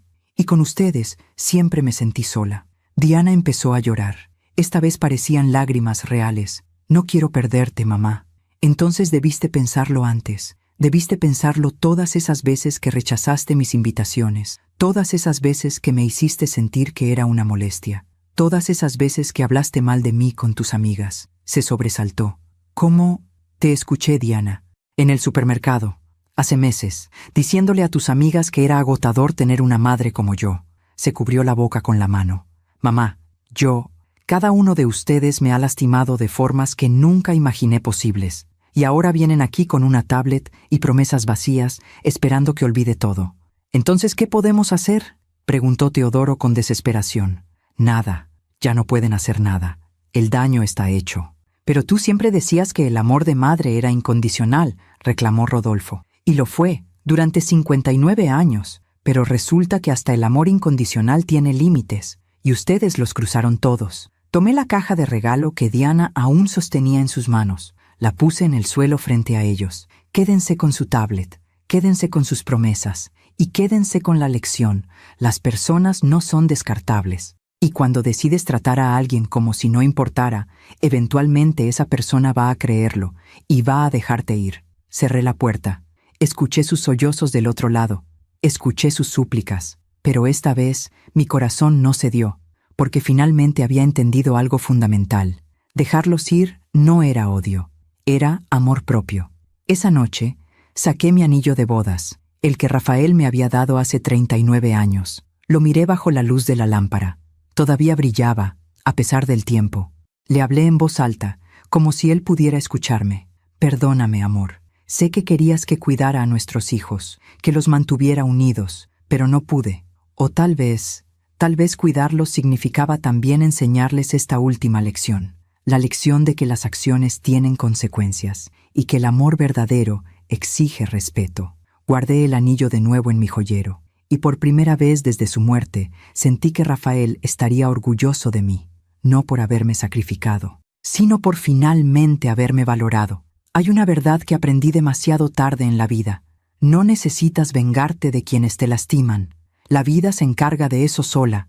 Las consecuencias naturales de nuestras acciones siempre encuentran el camino de regreso. Siempre. Y mis hijos estaban a punto de descubrirlo.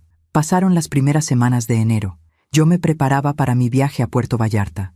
Compré ropa nueva, un traje de baño, sandalias cómodas, un sombrero de paja. Me sentía como una persona completamente diferente, una versión de mí que había estado enterrada bajo años de obligaciones y sacrificios. Durante ese tiempo no supe nada de mis hijos, no llamaron, no escribieron, y yo tampoco los busqué. Pero la vida en una ciudad pequeña tiene sus formas de mantenerme informada. Las noticias llegaban a través de vecinos, de conocidos, de esas conversaciones casuales en el mercado, y las noticias no eran buenas, no para ellos. La primera en enterarme fue de Teodoro. Doña Carmela, mi vecina de toda la vida, tocó mi puerta un viernes por la tarde a principios de enero. Traía un Tupperware con tamales. «Josefa, te traje estos. Los hice esta mañana». «Gracias, Carmela. Qué detalle. Pasa, por favor». Nos sentamos en la cocina.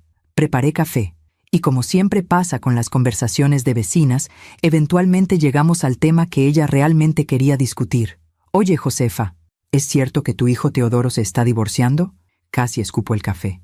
«¿Divorciando? ¿Teodoro?» «Sí. Mi comadre que vive cerca de él me contó. Dice que Laura se fue de la casa hace 2 semanas, que agarró al niño y se fue con su mamá». «¿Santiago?» «Sí, el niño. Dice mi comadre que hubo un escándalo bien feo, que Laura descubrió que Teodoro estaba gastando dinero en apuestas deportivas, mucho dinero, y que le había mentido sobre unas deudas que tiene».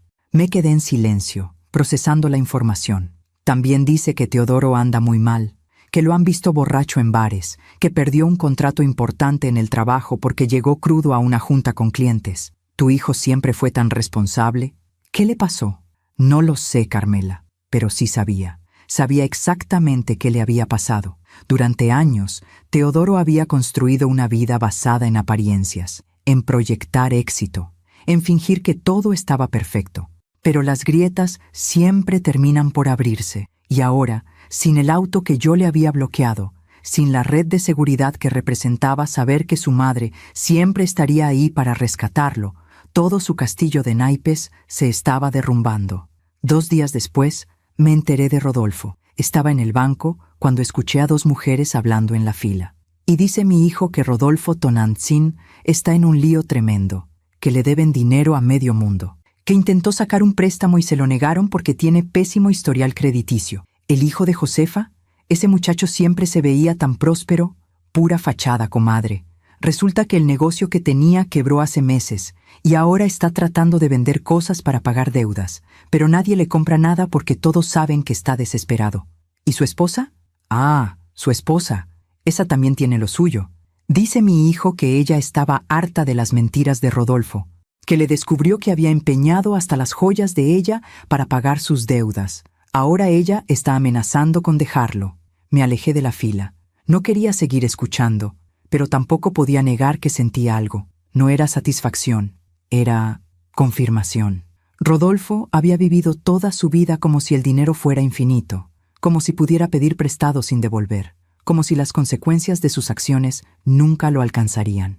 Y yo había sido su cómplice, prestándole dinero que sabía que nunca me devolvería, rescatándolo de sus problemas financieros una y otra vez.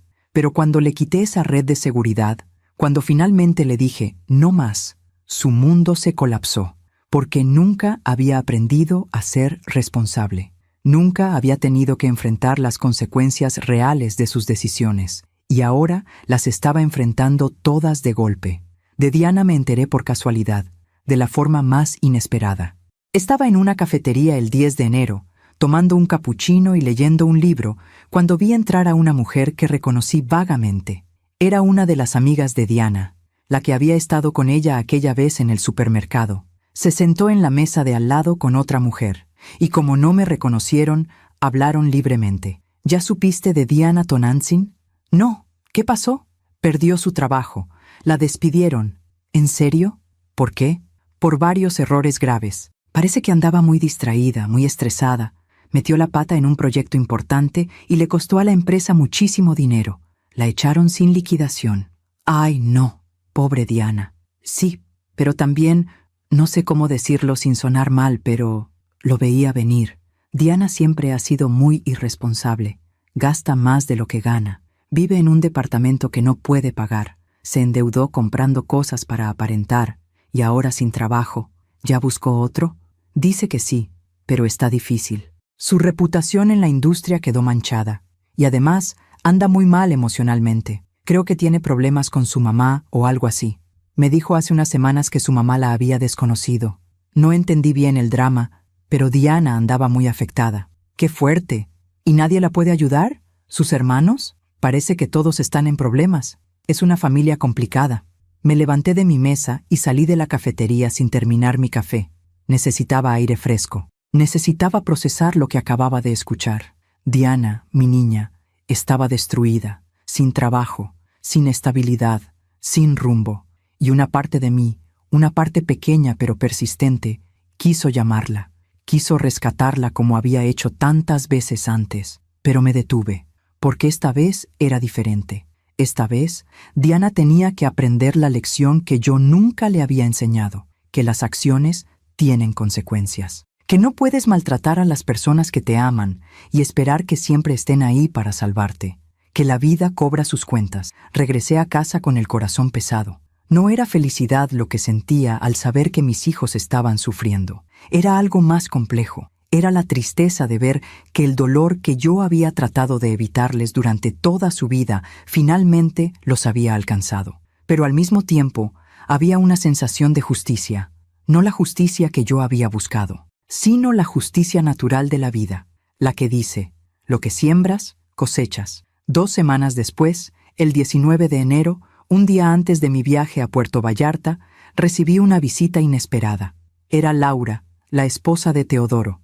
Bueno, exesposa en proceso. Tocó mi puerta con suavidad. Cuando abrí, me sorprendió verla. Estaba más delgada, ojerosa, pero había una determinación en sus ojos que no había visto antes. «Doña Josefa, ¿puedo pasar?» «Laura, claro, pasa». Entramos a la sala. Le ofrecí agua. Se sentó en el borde del sillón, nerviosa. No sé si Teodoro le contó, pero nos estamos separando. Me enteré. Lo siento mucho. No lo sienta. Es lo mejor.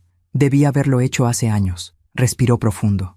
Vine a hablar con usted porque necesito que sepa algo. Algo que Teodoro nunca le dijo. ¿Qué cosa? Hace 6 meses, cuando usted le prestó su casa para limpiarla. ¿Recuerda? Sí, me acuerdo.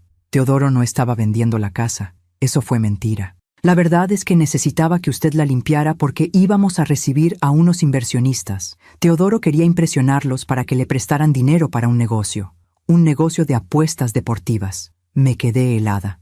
Pero el negocio nunca funcionó. Teodoro empezó a apostar el dinero que le prestaron. Y perdió. Todo. Y entonces empezó a mentir, a esconder deudas, a sacar préstamos a mi nombre sin que yo supiera. Descubrí todo hace un mes. Y cuando lo confronté, ¿sabe qué me dijo? Negué con la cabeza. Me dijo que su mamá siempre lo rescataba cuando tenía problemas, que usted le perdonaba todo, que eventualmente usted le iba a ayudar con las deudas porque eso hacen las madres, que yo estaba exagerando. Las lágrimas comenzaron a rodar por mis mejillas, pero entonces usted cambió su testamento y bloqueó los autos, y Teodoro se dio cuenta de que ya no tenía a dónde correr, y se derrumbó, completamente.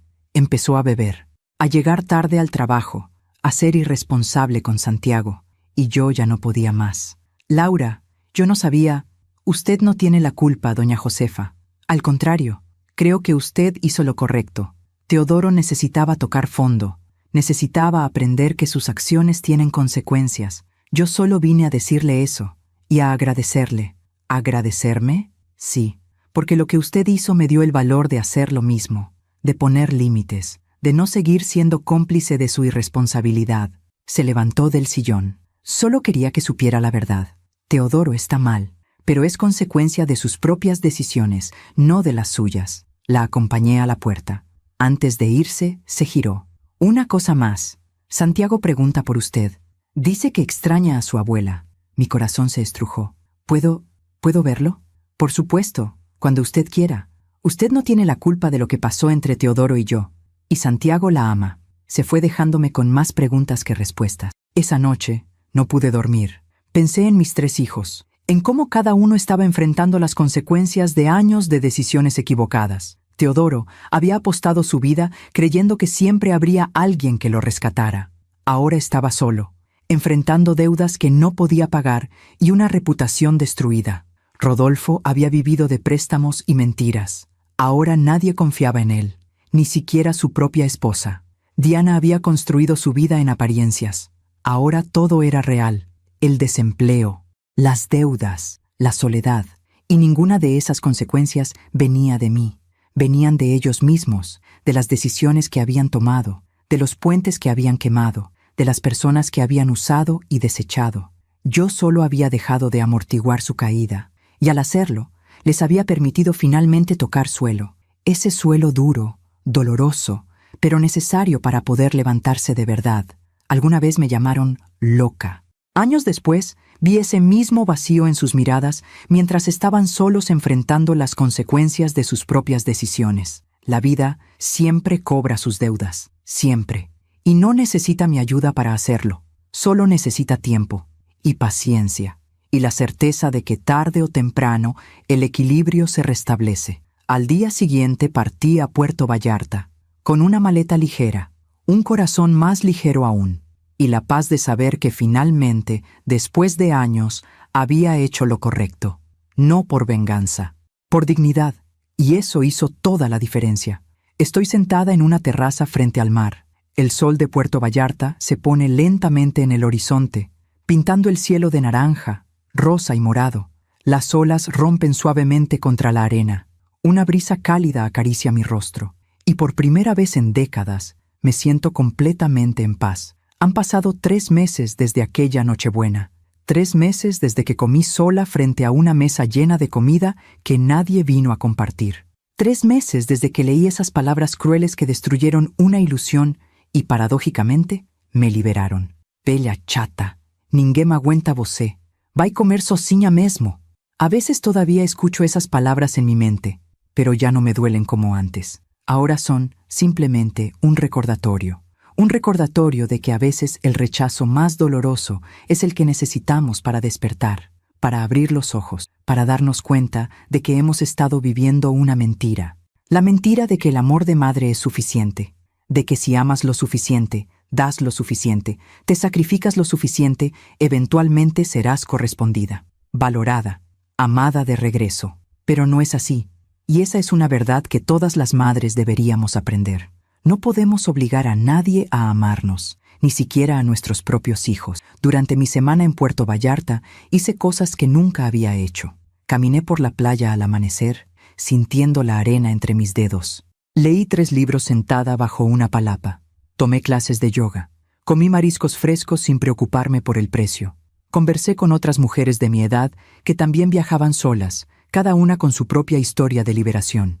Y me di cuenta de algo fundamental. No estaba sola. Estar sola y sentirse sola son 2 cosas completamente diferentes. Durante años, rodeada de mis hijos, me sentí profundamente sola. Pero ahora, físicamente sola en una playa a cientos de kilómetros de mi casa, me sentía acompañada por mí misma, y eso era suficiente. Cuando regresé a casa, encontré 3 cajas en mi porche. Reconocí la letra en las etiquetas. Eran las cosas que había empacado de mis hijos. Se las había enviado por paquetería, no como un acto de crueldad, sino como un acto de cierre. Ellos necesitaban recuperar sus recuerdos, y yo necesitaba liberar espacio en mi casa y en mi corazón. También encontré cartas, una de cada uno. Las leí con calma, sentada en mi sala, con una taza de té entre mis manos. La carta de Teodoro era larga. Hablaba de su divorcio, de sus problemas, de cómo había tocado fondo, y al final decía: «Mamá, tenías razón en todo. Necesitaba esto, necesitaba caer para entender lo que había hecho. Estoy en terapia, estoy luchando con mis adicciones, estoy tratando de ser un mejor padre para Santiago. Y algún día espero poder ser un mejor hijo para ti. No te pido que me perdones ahora, Solo te pido que sepas que finalmente entendí. Gracias por no rescatarme esta vez. Fue el acto de amor más difícil que pudiste hacer, y el que más necesitaba. Lloré al leer esa carta, no de tristeza, sino de esperanza. Teodoro estaba cambiando, no por mí, sino por él mismo, y eso era lo único que importaba. La carta de Rodolfo era más corta, más directa. Mamá, te debo una disculpa que no sé cómo expresar. Te usé durante años, te vi como un banco, no como una persona, y cuando finalmente me dijiste que no, me enojé. Pero ahora entiendo. Mi esposa me dejó, perdí casi todo, pero estoy reconstruyendo. Empecé de cero, conseguí un trabajo humilde, pero honesto.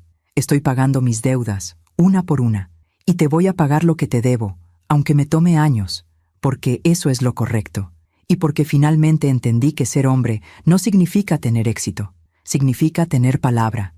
Perdóname, mamá. Y gracias por no ser cómplice de mi irresponsabilidad. También lloré con esa carta. Rodolfo estaba aprendiendo. A los 33 años, estaba aprendiendo lecciones que debió haber aprendido a los 20. Pero más vale tarde que nunca. La carta de Diana era la más emotiva. Mamá, pasé toda mi vida tratando de impresionar a gente que no importaba. Construí una versión de mí misma basada en apariencias, en likes, en validación externa. Y en ese proceso, olvidé a la persona que siempre estuvo ahí.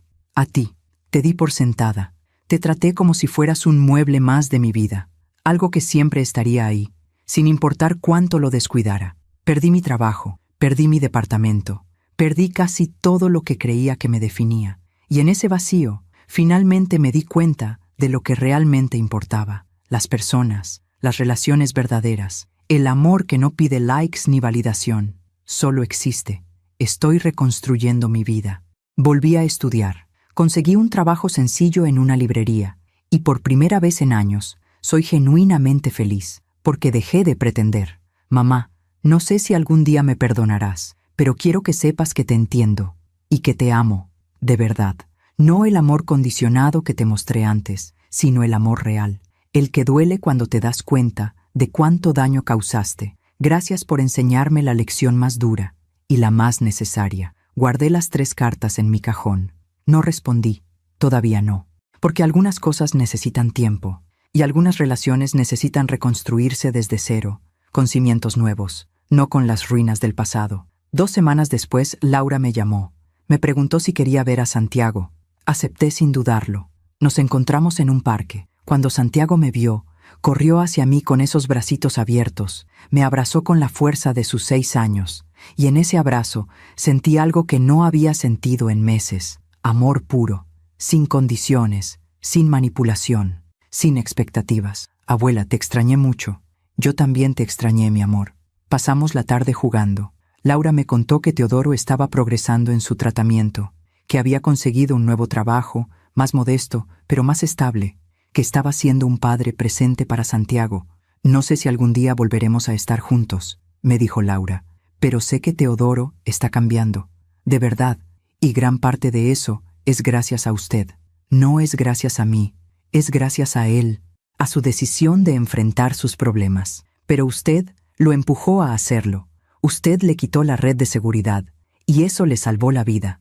Esa noche, acostada en mi cama, pensé en todo lo que había pasado, en cómo un solo momento, una sola decisión, en una noche de Navidad, había cambiado el curso de mi vida y de las vidas de mis hijos. Si les hubiera perdonado una vez más, si hubiera ignorado ese mensaje cruel, si hubiera seguido siendo la madre incondicional que siempre fui, nada habría cambiado. Ellos habrían seguido usándome y yo habría seguido anulándome. Pero tomé la decisión difícil, la decisión que ninguna madre quiere tomar, dejarlos caer. Y en esa caída, finalmente aprendieron a volar. Hoy, 4 meses después de aquella Nochebuena, mi vida es completamente diferente. Tengo una rutina nueva. Me levanto temprano y camino por el parque. Desayuno en una cafetería donde he hecho amigas. Voy a clases de pintura los miércoles. Visito a Santiago cada 15 días. Y planeo otro viaje para junio, esta vez a Oaxaca. Mis hijos están en mi vida, pero de una forma diferente, más sana, más equilibrada. Teodoro me llama cada domingo, no para pedirme algo, sino para platicar. Rodolfo me depositó 1,000 pesos el mes pasado. Es una cantidad pequeña, pero es el primer pago de su deuda. Y lo que más importa, es un gesto de responsabilidad.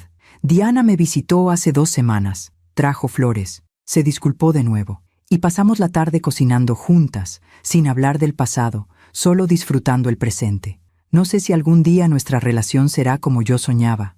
Probablemente no, porque los sueños basados en ilusiones nunca se cumplen.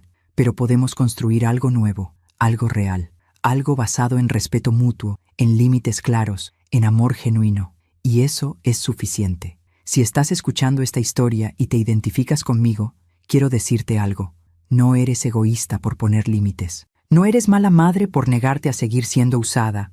No eres cruel por dejar que las personas enfrenten las consecuencias de sus acciones. A veces, el acto de amor más grande es decir, no más. Es permitir que las personas que amas caigan, para que puedan aprender a levantarse solas. Es valorarte lo suficiente para no aceptar migajas cuando mereces amor completo.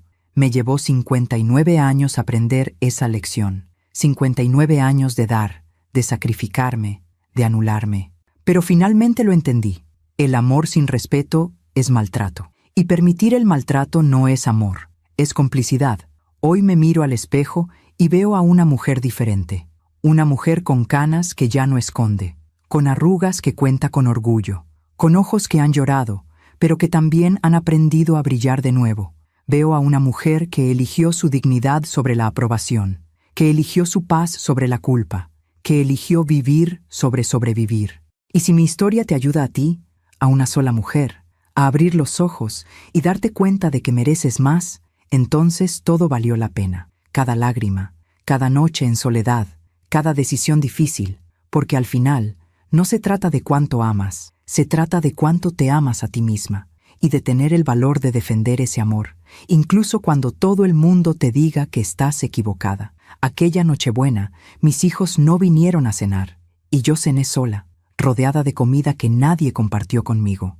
Pero esa noche no fue el final de mi historia, fue el principio de una vida donde finalmente me puse a mí misma primero, donde mis necesidades importaron tanto como las de los demás, donde mi felicidad dejó de depender de la validación de personas que no sabían valorarme. Fue el principio de mi verdadera vida. Y esa vida, aunque llegó tarde, es la más hermosa que he vivido. A todas las mujeres que me escuchan, no esperen a tener 59 años para valorarse. No esperen a ser humilladas para poner límites. No esperen a perderlo todo para darse cuenta de que ustedes mismas son suficientes. Comiencen hoy, comiencen ahora. Elijan su dignidad, elijan su paz, elíjanse a ustedes mismas, porque merecen una vida donde no tengan que rogar por amor, donde no tengan que mendigar atención, donde no tengan que sacrificar su alma para hacer felices a personas que ni siquiera notan su dolor. Merecen una vida plena y nunca es tarde para comenzarla. Gracias por escucharme hasta el final. Si esta historia tocó tu corazón, suscríbete y activa la campanita para escuchar más historias de mujeres que transformaron su dolor en sabiduría. Cada día, una mujer, una lección de vida. Comparte esta historia con alguien que amas. A veces, una historia así puede cambiar todo un día. Que Dios te bendiga y hasta la próxima.